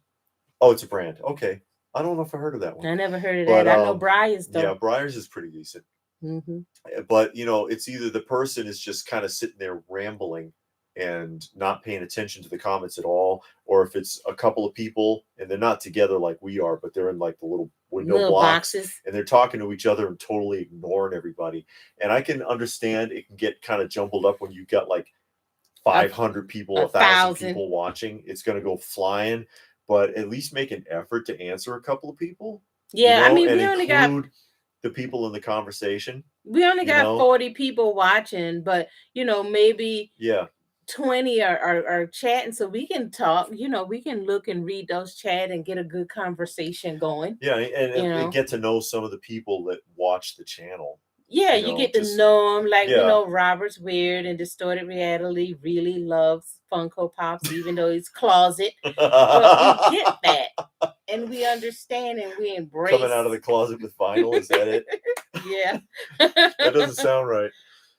Gov Dig, thanks for the stream. Very enjoyable. We're glad you're enjoying it. 40, it says 22. Oh yeah. I remember seeing a video of the girl licking ice cream in the grocery store. That was a thing for a while. What, like last year or the year before, where people would go in the grocery store and open up the ice cream and lick the ice cream and put it back. For stupid TikTok videos and garbage like that. That's pretty freaking rude, actually. Yeah, and then they would put it back, but videotape it and put it on the video. And then they were getting arrested, and it kind of stopped now. Oh, Grundy says he doesn't eat meat either. Oh, yeah? He said it wasn't that hard to give up the meat. I haven't had beef, pork, seafood since '93 and never had taste for it again. Yeah, after a minute, once you make the adjustment. And by the way, it's not true, because people think that people who are vegetarians are like these pathetic, puny people. It isn't true. And actually, a lot of athletes don't eat meat, especially when they're training. I remember that's how that one guy got in trouble on Carson back in the 80s. Oh, because Carson he was an Olympic athlete. I can't even remember who he was or what his sport was, but I remember him being on Carson, and Carson was like, "Yeah," he was like, "You're in the, you got that M&M's commercial." the McDonald's commercials. See, do you get that stuff for free? And it's like, you kidding? Most of us don't eat McDonald's, and candy, M&Ms. We're not going to eat that kind of stuff. And then it's like, oh my God, dude, you just buried your career. There go all your endorsements. But yeah, a lot of them don't. They don't eat meat anyway. John McJugger says he hoped they never make fake 3D printed Yeah. pegs. Yeah, okay. Even vegetables gotta watch out. Might eat a worm or bug. Got good protein At least in it's it. natural. And that's unavoidable, and it's always been that way. I think I read an estimate one time that people eat an average of about 5 pounds of bugs a year. When you sleep, the spiders go down your mouth. I mean, in like processed, my bad. like flour and cereal and anything made from like anything made like that, grains, people bread, eat weebles all the time. Yeah, and it's just a lot of it's unavoidable, but people are so paranoid and picky about it. And if I eat a bug by accident that had been ground up in bread, I'm not going to worry about it because it's not like I caught it and ate it myself. I'm not Renfield here. Remember Renfield? No. Dracula's servant. Spiders. Remember, come on, Renfield. I never saw Dracula. Remember Love at First Bite? Renfield chasing the roaches around, trying to catch them and eat them. I never saw Love at First Bite. We saw it together. With Hamilton. Who's Hamilton? Hamilton, the guy with the super tan, the actor. Oh. It was the comedy vampire movie. And then she says, maybe you'll come by later for a quickie. And he says, no, with me, there's always a longie. You don't remember that? We watched it together. Come on. I think I remember Come now. on. Yeah. Okay. And they were in New York in a hotel, and he keeps showing up in the hotel or the apartment. Yeah, he just appeared. Oh, yeah, and then Renfield, the guy was over the top. Renfield, and he's like,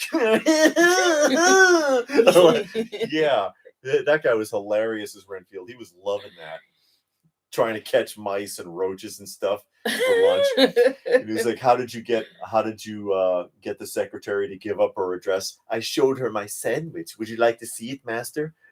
lots of salamanders and every time Renfield would show his lunch to somebody, they'd get sick. Even Dracula was like, anyway, back to the comments. Who's seen Love at First Nobody's Bite? Come on. It. No, I have seen it, and it was a funny. I remember Robert it now. says it's a good movie. Yeah.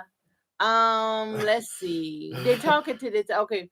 Robert wants to know if we have any Jada toy vehicles. Yeah, it's behind us. There's a ton of them right here, actually. Yeah, it's a couple of rows right here. I don't know if you can see them. Yeah.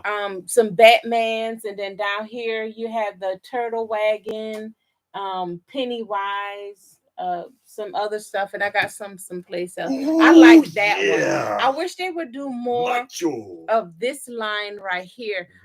Even though he never had that vehicle. No.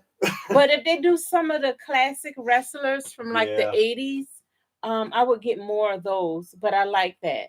But those are my Jada vehicles right here, and I got a couple of others Batman. someplace else. Yeah, she's got a scattered here and there. But she likes the die-cast vehicles. I had an idea that being bi Funko is a gender identity. They're talking about no, vinyl identity. I guess. Vinyl identity. No, Vintage Poet. I collect vintage cameras and toys. Okay. Hey, Grundy said he's a chubby vegetarian. Is he? That's all right. What are you gonna do? Yeah. But yeah, they're not all. I mean, some of the straight up vegans I've seen kind of look like bony, but yeah, vegetarians, not really. But yeah, you get a lot out of that spinach and stuff. Vintage Poet, do you ever get any of the like kids figural cameras? Like they had the Hulk Hogan camera and the He-Man camera and stuff like that. You ever go down that road? Or like Mr. Peanut camera, stuff like that? Okay. My brother well, I don't know if he still do, but he did at one time collect vintage cameras, like the old style Kodaks and them other kinds Baby of Brownie specials. I don't know, but He He used knows to. if he collects cameras, he knows what a baby brownie special is, don't you? George Hamilton was great in Columbo movies. We're watching Columbo right now. At 2 hour weekly. Yeah, to our weekly. I like Columbo. I like He's Columbo. funny. Columbo is good. I just remember the episode with Leonard Nimoy. Because he annoys the hell out of people. And Yeah. even Leonard Nimoy, he was like, hey, do you know do they have a coffee machine? No! It's so sick and tired of Columbo. They need a yes, that's Brandon. They need a Jada medal of the Undertaker with a hearse. I hope they do that. That's what I was saying. I hope they continue that line, and I hope they do something with the Undertaker. Because some of those licenses can't be cheap. No. You know, and Jada Metals do a really good job, but they don't get a lot of because they did the figures like the Funko, and theirs was way better, more articulate and everything, better sculpt. You actually knew who you were looking at. And their vehicles are really nice. I like their vehicles. Where are we now? Never went now that road. Oh, never went down that road. Kodak brownies. I had Kodak brownies. Okay. Yeah, the baby brownie specials, little boxes with the buttons. I know the one. My ex-husband's new wife is vegan, so now he is too. See, that ain't fair. Yeah. I never tried to. She doesn't bother me about meat. I don't bother her about my diet. No, I mean I look for stuff.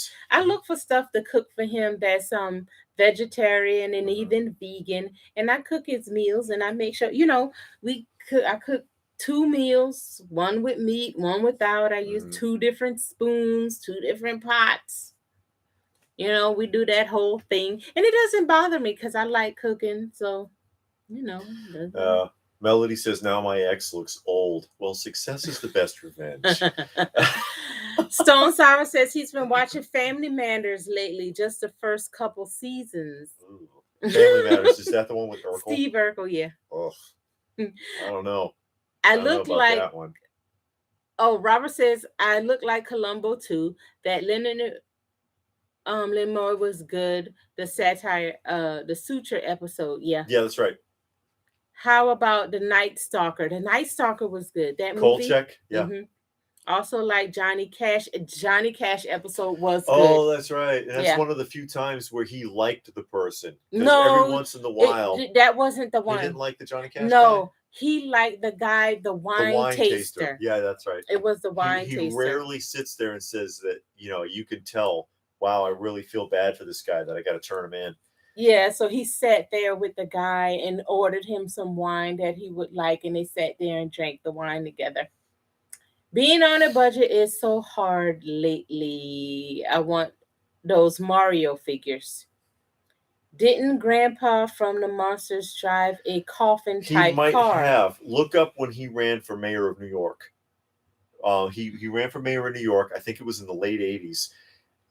Dressed as Herman Munster, makeup and all. He always was in character for years after leaving the Munsters. I wish he had won. Hell, why not? I'd have voted for him. John says, "Is it true that Disney is actually thinking of making a Lego Star Wars movie? Who knows?" I mean, there has been Lego movies, and they've done a lot of the characters from Lego, so it's not outside the realm of possibility. Hey, there's Axel. For a 3D printed noodle soup, anyone? They counterfeit a lot of, counterfeit a lot of food in China. You gotta be careful. Fake rice. Look up counterfeit rice. I don't know how you do that. Counterfeit cooking oil. Ew. They counterfeit cooking oil. It's dangerous. This stuff's toxic. Yeah. And they counterfeit rice. They 3D print meat. And they're killing those people over there. It's crazy. I always root for the killer when I watch Columbo. He is always right, and he makes wild guesses that I have a hard time believing the average person would make. I always just want to see that 1 or 2 times where he doesn't catch the person. Yeah.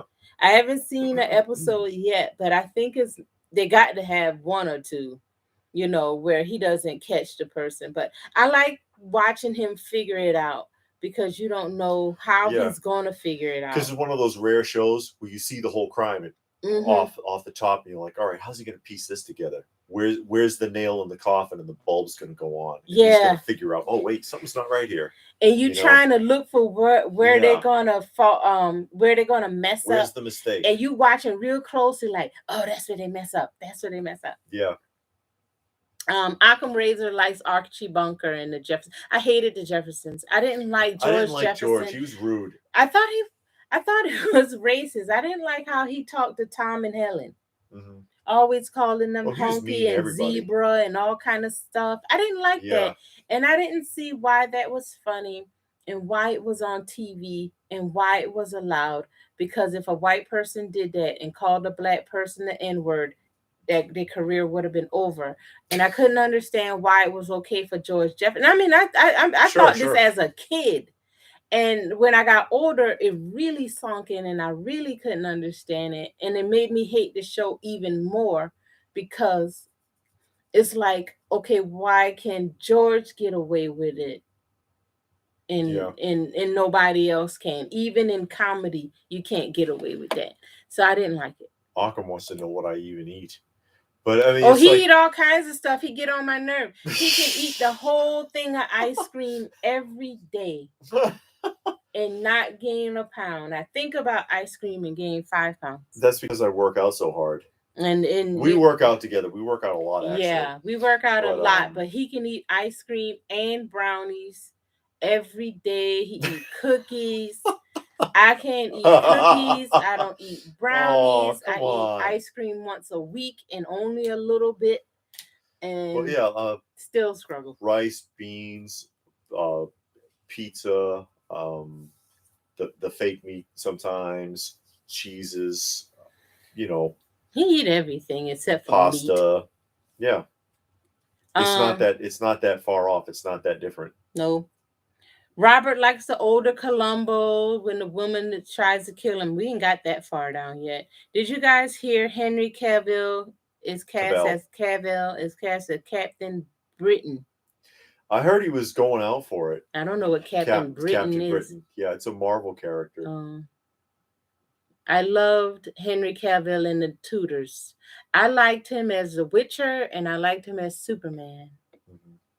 I liked Mama Jefferson. Archie didn't like, but I did start to understand when I got older. It's just that's the argument, and I've used that show. What is it? All in the Family and Sanford and Son as a great example of that. When you're watching it as a kid, and you're like, wow, Fred Sanford's a jerk, and wow, Archie Bunker's a jerk, and then you grow up and you realize they were not the antagonists. Yeah. The antagonists were Michael Stivic and Lamont Sanford would trigger Archie and Fred all the time. They would trigger them. It's like, they're funny old men. They're set in their ways. They make off-color remarks, but they really don't mean any harm, and they're really not that bad. But those guys, they got themselves on a pedestal somehow. Mike especially was bad with that. He's like, I think I'm way up here, and Archie's down here. And he's always mad at Archie, and Archie didn't really do anything. And even who was it? George Jefferson's son, Lamont, not Lamont. I think his son name was Lamont. No, it wasn't Lamont. No, it was Lamont. It began with an L. It wasn't Lamont, but called him out on it once, and he was like, "Listen, Archie doesn't bother me. Archie doesn't know any better, Mike, but you do. Knock it off." And I remember that episode. I don't remember exactly what was going on, but I remember him saying that, pulled him in the kitchen and said, "Enough, Mike, give me a break."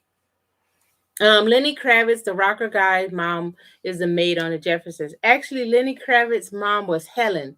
That was Tom's wife, the black lady married to the white guy. Helen and Tom. Lenny Kravitz is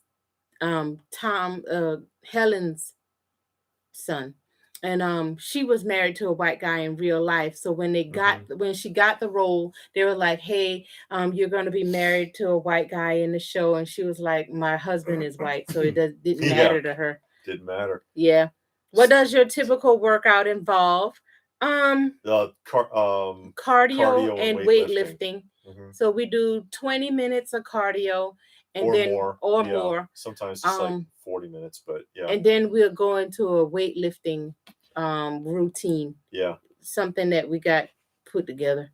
But we usually watch either a YouTube video of a cardio workout and our own weightlifting, or a YouTube weightlifting workout along with the cardio. Yeah, just follow along. Okay, we got a gym that we built in.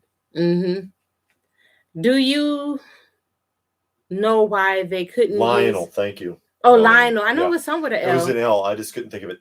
Do you know why they couldn't use Peter Falk image on the Columbo board game? I'm not sure. Do you guys smoke pot? No. No, I don't smoke anything. I thought David's neither of us do. Never. I thought David didn't have a sweet tooth. Secret's out now. Yeah. Oh man, all he do is eat sweets. No, all the that's time. Not true. I don't eat all the time. Not all the time. But I do. But he can eat it and not gain weight. Yeah, it likes me. Yeah. But I'm not sitting there just gorging on a box of donuts or whatever. Yeah. But I won't pass a sweet up if I have an opportunity. But that doesn't mean I eat candy either. Yeah. I'm not a candy eater. No, he don't eat candy, but he'll eat some cake and ice cream and brownies. Thanks, True Dave. Never thought about it. Meathead would provoke Archie. Two generations and difference. I got to admit, I kind of tear up when Mike went to California and he said, "I know you think I hate you, but I love you." Kind of got me. I remember that when they came off the show. Mm-hmm. When they went off the show. I don't know, because I never watched Archie Bunker. They messed up the canon on that show too. Because after they moved to California on All in the Family, they went to visit with them, with Gloria and Mike, and it turns out that they were broken up but still living together because she cheated on him. But then when she got her own show, they flipped that and made it that Mike had run off with somebody. But that's not how it originally was in All in the Family. She was the one that was being dirty. John says, "I did my exercises and workouts when I was younger. Now my workouts consist of using the remote control, using my laptop and the phone to call Grubhub and DoorDash." Hey, it's never too late. It's never too late, but don't expect immediate results. That's just the reality of it. You just gotta because it takes months and months to adjust if you've never worked out before. Melanie said a good brownie and a cup of coffee is the best. Yeah. So. Yeah, I do like my sweets. Coffee. Usually, if I drink coffee, not more than a cup a day. You know, some people drink coffee all day long. Yeah, I can't do that. I drink it probably once a week. A cup a day. If I'm gonna drink coffee. Cocoa. You guys ever see the Archie's grandbaby toy? There is a box one in a antique store by me. I don't know anything about it. Ideal Baby Joey Stivic. Oh. It was made in the 70s, late 70s. And the whole big deal with the doll is that it's anatomically correct. Oh, wow. It's an anatomically correct doll. John has to go. He got to go watch Columbo. Good. I hope it's a good episode. Columbo's on. Columbo's always good. Yeah. I haven't seen a bad episode yet. It's like the Twilight Zone. There's no bad episodes. There's one bad episode of the Twilight Zone. The one with them kids in the swimming pool. The last one. Yeah, the kids in the swimming pool. That was an awful one. In the entire series. But it's still better than anything from the Big Bang Theory. Yes, it is. Oh my Melody God. says she drinks coffee all day. Yeah, Kaiser says DoorDash is an addiction. I don't know. We never had any food delivered like that. I like to go to this place and sit down. Don't they expect a tip? I think you tip in the... Well, I don't know because I've never used it. I've just seen some videos of like Uber and DoorDash people like pitching a fit because they didn't get a good tip. And I'm like, how does that even work? Are you even saving any money?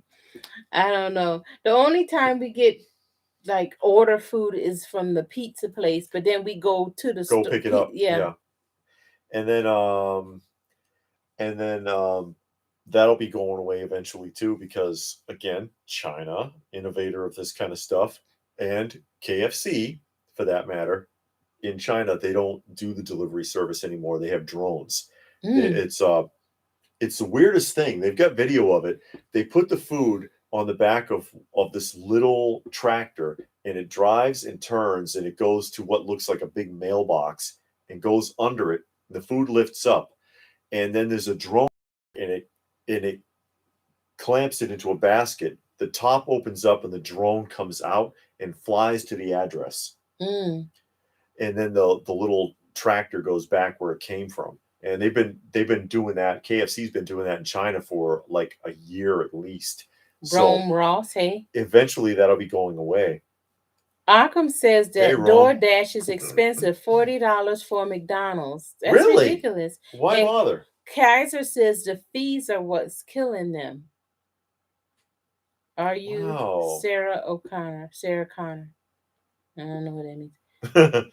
A couple bucks on there.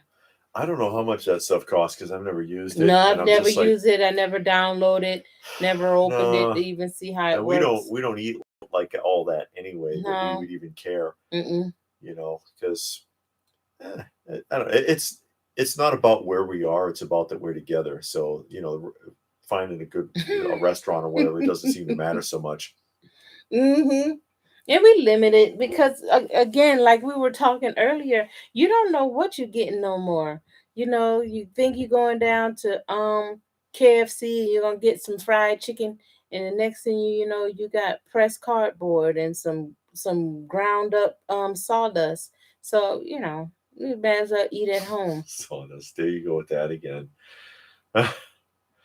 No, it's yeah. We don't know what's in the KFC in China. It's not chicken because they're 3D printing it. Remember? Yeah, Yeah, no, that's what I'm they're saying. experimenting with that. Wait, how long before they start doing that in Europe and the United States? Not too long, probably in another year or two. That's why they got 5G. That is because he's saying drones are creepy, Kaiser, but that's the real reason 5G went up. If you look at any of that drone footage, Amazon package delivery Yeah, they got drones, the drone. or the KFC and their food drones and stuff, it actually even says on the video brought to you by 5G. That's the real reason they put the 5G network. It wasn't so that you could stream TikTok videos better. No. It was so that they could network all of those drones together better now. And that's what that's really all about. Anyway. I don't know. Any new movies anybody seen? We've been watching the airport movies. If y'all seen the airport movies, they came out in the 70s. It's four. Airport 1970, 1974, 1977. And they're actually pretty good. The 77 one is not all that great. That's when the plane crashed in the ocean and they had to get it out. And it's called Airport 77. And there's no airport in the film. No. The first two, well, the first one didn't have an air. They weren't at the airport in the first one they were, because they had to clear the airport. The second one they didn't. They were on the airplane in flight. And then the third one. A lot of star power in those films. Yeah, it's like those other disaster films like Burning Inferno, Tower Inferno, and Earthquake, where you get like all this superstar power. Kind of like no, that doesn't really count. I was gonna say kind of like the Love Boat, but the Love Boat was mostly washed up or like B film actors, Mm-hmm. and of course it's a comedy, but this stuff was dramatic and it had big freaking names in it, like Oscar winners and stuff. Yeah, but those movies are actually not too bad. They're pretty good, and I like the disaster films. Yeah, he mentioned the Poseidon Adventure. Yeah, airplane based on black and white movie called 0 Hour. A serious movie, but so funny seeing back to back. Mm-hmm. The Poseidon Adventure was the one with the ship. Yes. Yeah, that was the one Poseidon with the ship. Adventure. And Ernest Borgnine, right? I think Ernest Borgnine was in it. I think so. I need to see the Venom 2. I still want to see that. Haven't seen it. I would like to see it. Haven't seen Venom. Haven't seen Eternals. Haven't seen. You know what's funny about the Eternals? What? Is like the premise with the Eternals is the Eternals guiding the human race has had to remain silent until now, and something is happening that the Eternals have to come forward. Thanos didn't count. No. Thanos didn't count. You couldn't have come forward for Thanos to help with that. What's worse than that? I don't know. Couldn't come forward to help with Dormammu. Who's Dormammu? Dormammu. Who's that? From Doctor Strange. When Dormammu was going to absorb the Earth into his dimension. Eternals couldn't be bothered with that. Nope. I hope whatever it is, I hope whatever it is, it's important enough for the Eternals to come out. People are already panning the film anyways. Oh yeah, it says I've seen that it has like some of the worst ratings. Yeah. You know, very, very low ratings. Get any CGC contenders lately, Dave?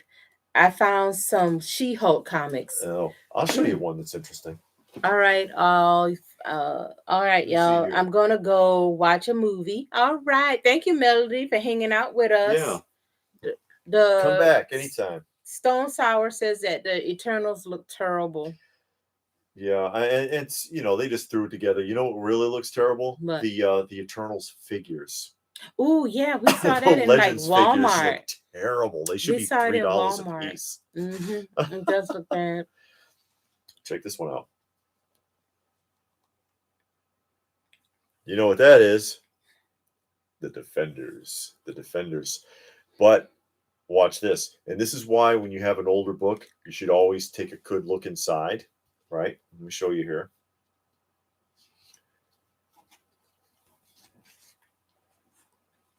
What's that? See on the bottom? No. Oh, somebody's signature. Who's that? Stanley? Steve Englehart, the writer. Oh. Back, the idea of an autograph on a comic book being on the cover is a modern concept. Even in the 90s, most of the time, when you get a comic autographed, they would sign it on the inside first page, just like with a book. And they're starting to sign on the covers of books now too.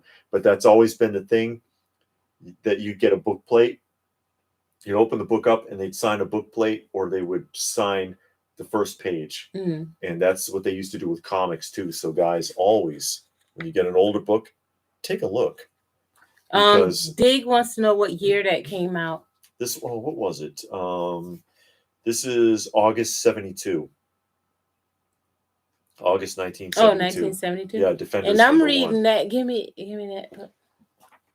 This is the comic I'm reading. It's got a couple of little dents in it, but that's nothing I couldn't press out if I wanted to send it in. I'm reading this right now. Yeah. Swamp Thing. This is the original one from the 70s, the Bronze Age. And this is the what you call it? It's not the omnibus, but it's like part one. It's 3 parts to this, and I'm on this one. It's actually a pretty good story. I like it. It's I always thought comic books were like kind of kiddish and stuff like that. This is not. It has an adult theme. It's dark. And that's a common it's a misconception. it's a mature reading. Most comics were written for the adults. They're not all like Richie Rich and Archie comics. They were written for a broader mind.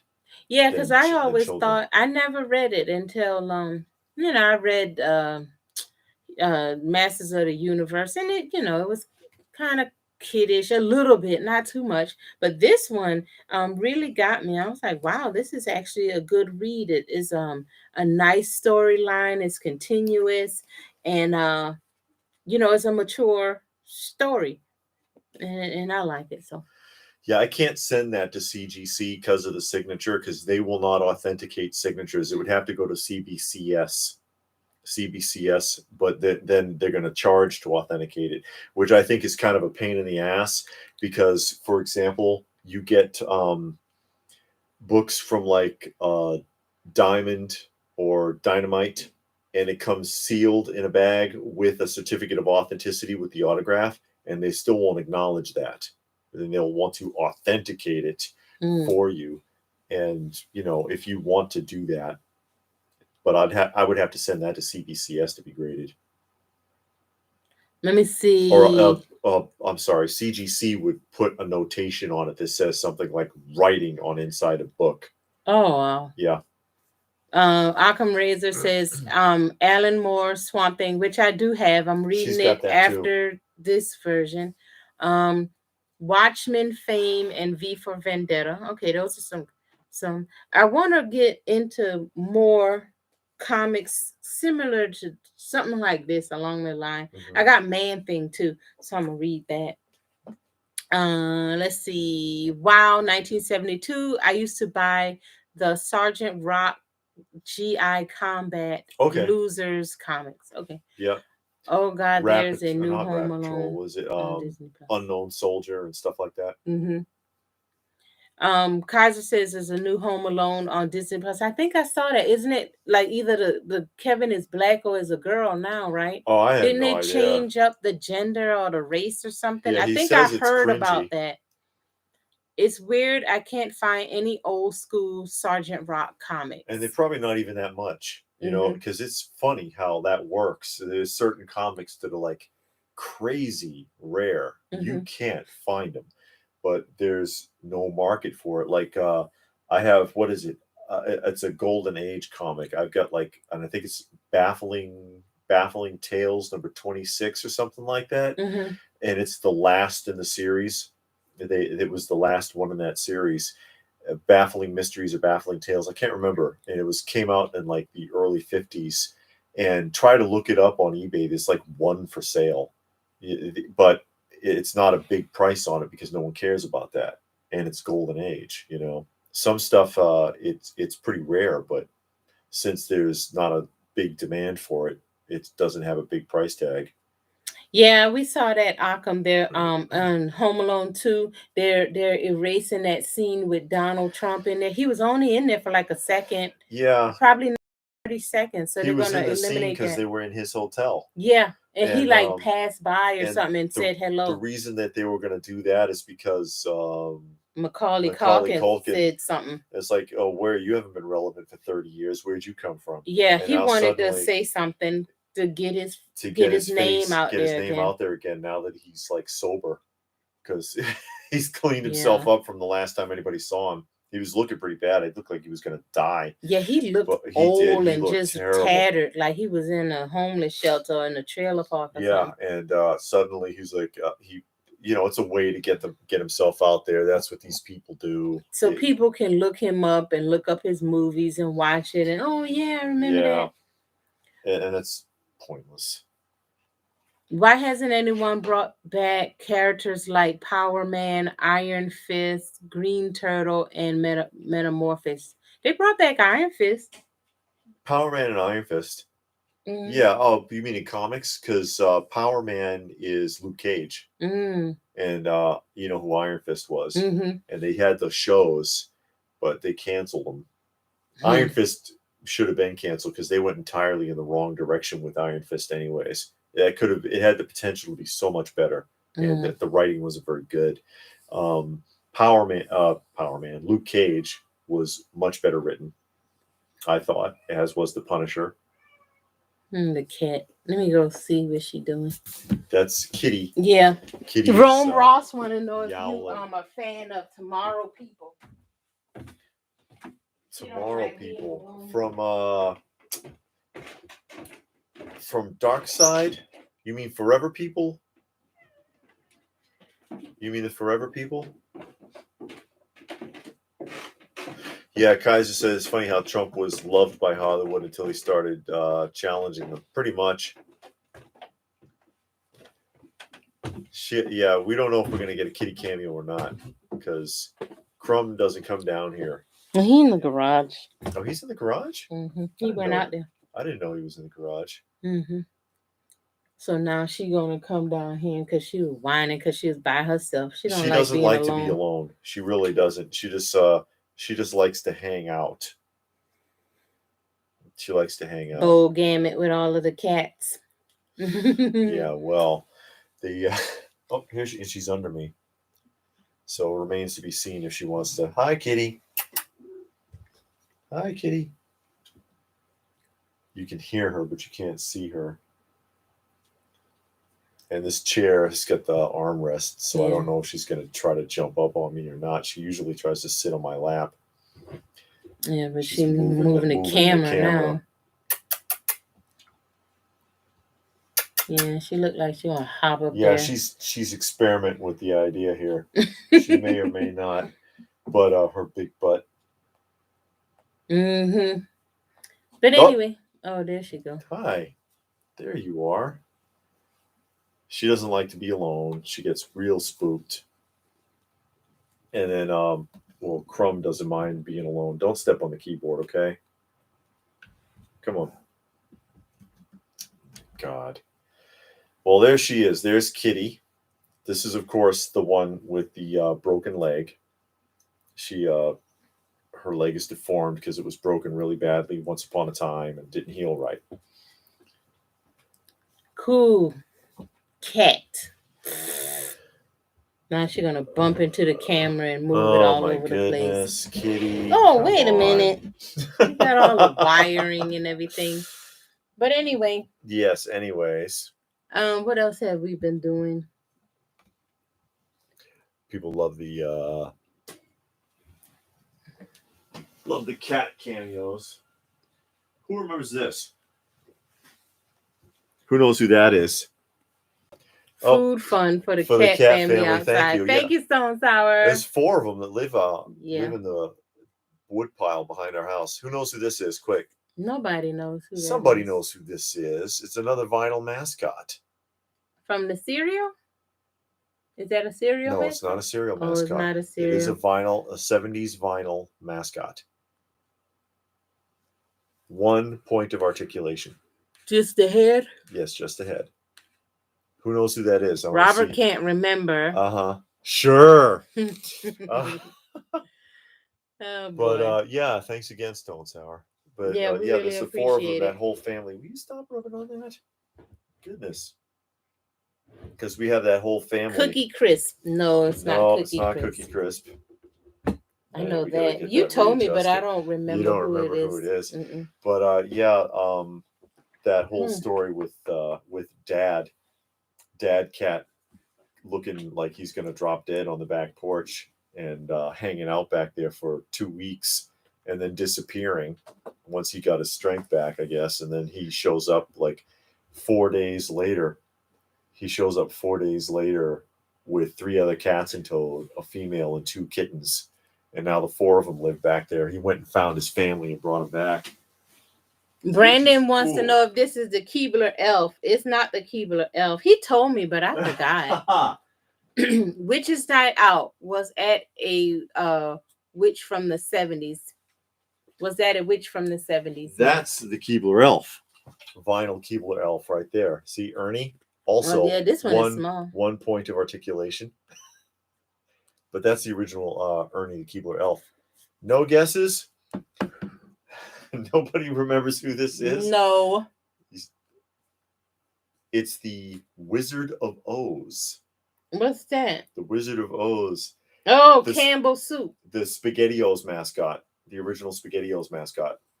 See the little SpaghettiOs on his hat? Is the but that's the Keebler elf, Ernie. This does look like it if you ain't really thinking about it like all that. Yeah. You know, I love me some vinyl figures. Yeah, he like vinyl mascots and stuff like that. Food mascot. Yeah, the food. That and the other ones. Yeah, you probably don't remember this. No. You might, if you saw some of the 70s commercials, you might remember. I mean, you'd have like a big spoon or something. Oh, Stone Sour says he missed the 3 chefs on a cinnamon toast crunch box. I see. It kind of seems familiar. Mm-hmm. Green Turtle was a Blazing Comics creation. First appearance was in 1944. Okay. Keebler is right by me and Kellogg's in Michigan. Okay. Smell good out there? You know, when I lived in Boston, Mm-hmm. I forget where it was, but there's a Tootsie, or I don't know if it's still there, but there was a Tootsie Roll factory, and man, that whole block smelled real good. When I worked in Illinois, by the train yard, it was a Butterfinger factory where they made the Butterfinger. And if you go early in the morning when it was nice and hot, you could smell the chocolate and all of the whatever they use, and that smell real good. But you only smell it in the mornings. During the day, yeah. You know what smelled really bad? What? When I worked at Frito Lay, it smelled like death out there. The neighborhood coalition used to complain all the time. Two old geeks want to know if you got the Jolly Green Giants. He got the baby, I think, right? Or do you got both? Sprout. Yeah. He's getting it right now. But I think he got the baby one, the Sprout, not the dad. Something like that.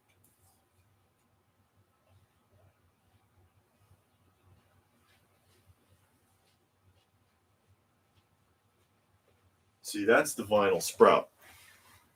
And if you and this is from the 80s, no box or anything. It came in a cello bag. And if you were going to start collecting like character ad icon vinyls, this is probably the cheapest one that you can find. You know, I bet you could score one on eBay for like less than $10. It's cheaper than the Funko Pops and harder to find. Um, that's the Jolly Green Giant. And this one is made by Product People in the 70s, and it's from the second series of Product People. This is not by Product People. This is like manufacturer direct, but this was part of the second series of Product People. Like I said, the first series of Product People are pretty expensive. The second series, not so much. Mm-hmm.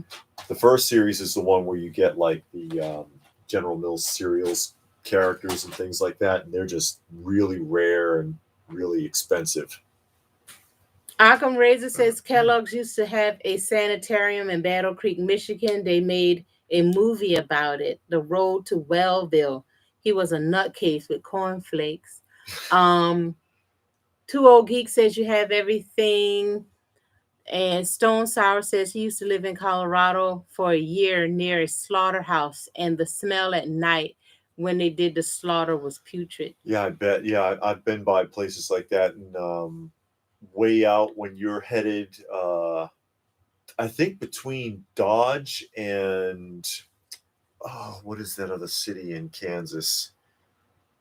I forget, but when you're headed out towards Dodge City, the real Dodge City, which is actually a real small place, and they have those meat processing plants out there, you can smell them for miles, and it's awful. Here in Georgia, near the National Guard place, they got a dog food plant that smells awful. Yeah, but the Frito Lay plants smell pretty bad, and it's because of their digesters. Mm. Because if they what used to cause it when I was there anyway was if somebody dumped too much oil at once, Mm-hmm. then it would kill the bacteria in the digester, and then it would just reek. But there's a town there, there's a whole community like right next door, and man, you're outdoors and it just smelled horrible. Man, Who's Hawaiian Joe? that's the little guy from the Hawaiian Punch. Oh, Hawaiian Punch. I think. Is that his name? I thought his name was Punchy. Oh, Punchy from Hawaiian Punch. Is that who you're talking about? Let me put these back. Okay.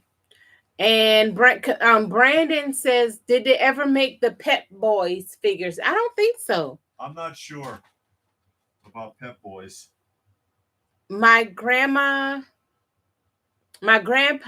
pinched me once, told me he bought me a Jolly Green Giant collectible. Turns out it was a can of corn with his picture on the label.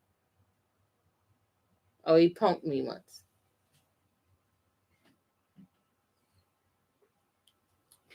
Punchy always punch Hawaiian Joe. Oh, I see. Yeah. I don't think they ever did that. Mm-hmm. This is what they had. See, And this is actually from the early 90s.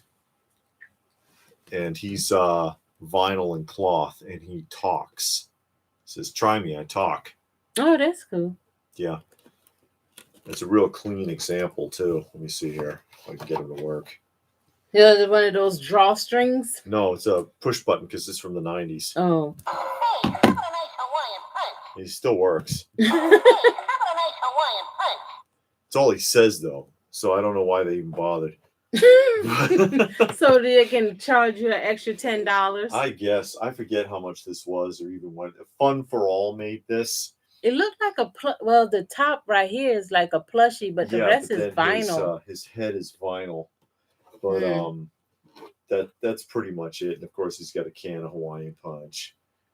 I used to drink Hawaiian Punch. Did you? Mm-hmm. And it came in a can. Yeah. But that's about. Yeah, his name is Punchy. Mm-hmm. But anyway, now that we've gone and run around with all of that. Yeah. Yeah, let me see. Because I do think we do have a couple of things to do here. So we should probably start wrapping it up and get the kitty back upstairs. That's worth $500. I wish. I don't think so. Who, Hawaiian Punch? I don't think so. I don't think he is. I bet you could probably find this on eBay pretty cheap. Probably for like $20, $30. I don't know how much, but I don't think you're going to pay $500 for it.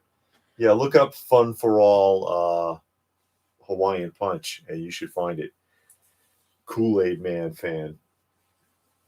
I remember Kool-Aid. What are your plans for tomorrow? What are our plans? I don't know. Probably do yard work. We normally do yard work on Sunday. Yeah, I know. Burning leaves. Go do yard work and go to the thrift stores. That's about it. Yeah. Not too much. Gotta get back to work on Monday. I know. Prepare ourselves for that. Back to the grind. Thank you, Brandon. Thank you, Gub. But, more live streams tomorrow. I don't know about that. What's twice a month is good. Yeah. We don't have that wide of an audience. We don't want to bore you to death. I know. After a while, we won't have nothing to talk about. Yeah, I know. We'll run out of subjects. And it'll be like some of those other channels, and we'll sit there and just like stare at the camera. Like, and try to, which I've seen plenty of. I know.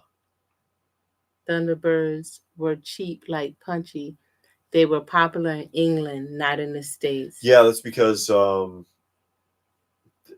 Jerry Anderson, all of those shows were British shows. Oh, okay. All of them. All of the Supermarionation shows were British shows. Once a week would be better, John says. Never boring, always a joy. Well, we appreciate that. Yeah. We appreciate that. We enjoy sharing the time and getting to know some of the people. And we thank y'all for sitting with us the whole time. Absolutely. Because some people hang in the whole time. Yeah. And so, yeah, we appreciate that. So we appreciate that. It means a lot. And no, we certainly won't be doing it next week because next week we're going to be at the show. Yeah, we're going on, like I said, it's in Greenville, South Carolina, the Retro Toy Con, and we're going to be there on Sunday. They're having it Friday, Saturday, and Sunday, but we're going to be there on Sunday. So if you're out there, give us a wave, say hi. We can take pictures or something, or just say hey. Yeah, and that'll be cool. And of course we will film it. 4 degrees in Minnesota. Ooh, no, but we will film it and we'll put up another virtual tour after that. Oh, Two Old Geeks just had his birthday. Oh, 55 today. Happy birthday. Happy birthday. You guys are tired getting enjoy the rest of your night. You guys rock. Go ahead, dinner. Yeah, go have dinner. Watch some Columbo and Dallas. Got to see what Sue Ellen's doing. And what else we're going to watch? Oh, and John says he's been getting the channel out to friends, family, and coworkers. Hey, we appreciate good. it. Thank you. No, we appreciate it. Thank you for putting it out there. We really appreciate it. Because, as I used to say, I haven't said it in a while, the more of you there are, the more we can do here. Yeah. Basically, because then, I put out a lot of videos, actually, all kinds of different subjects, just for the purpose of nostalgia and just to trigger nostalgic memories. Yeah, and it's tap into fun. that pop culture. Mm-hmm. So It's we fun. appreciate that. Yeah, John, of course, is the one who last week he won the disc. I can't believe he won that disc. I wanted that. I have another one. I told Schoolhouse you. Rock I is have the best. I had a duplicate. So Yeah. I sent him the duplicate, but yeah, it's just really cool. A lot of great memories there. Schoolhouse Rock is the best, especially the Just a Bill. The Just a Bill one is the best. Oh, not 4 degrees, 4 inches of snow. Oh, 4 inches of snow. Oh, Okay. I thought it said 4 degrees will come later. And I don't miss the snow. Robert's hitting us up about the collection tour again. Here we go with that. Geez. No, we'll do another one. Yeah, we'll do another one. We're gonna do one. Just time constraints. Yeah. But yeah, again, yeah, don't tell us. He says he knows who shot JR. They all need to. And the thing about it, JR gets shot in the second season, and the second season is not available. So it goes season 1, season 3, all the way to like season 20. No season 2 where JR gets shot. Yeah, well. So we won't see that, but we'll find it somewhere. Yeah. Maybe buy it on disc. Just buy season 2. But anyways, again, thanks for joining us. And we will see you guys again soon. And have a good night. Yay!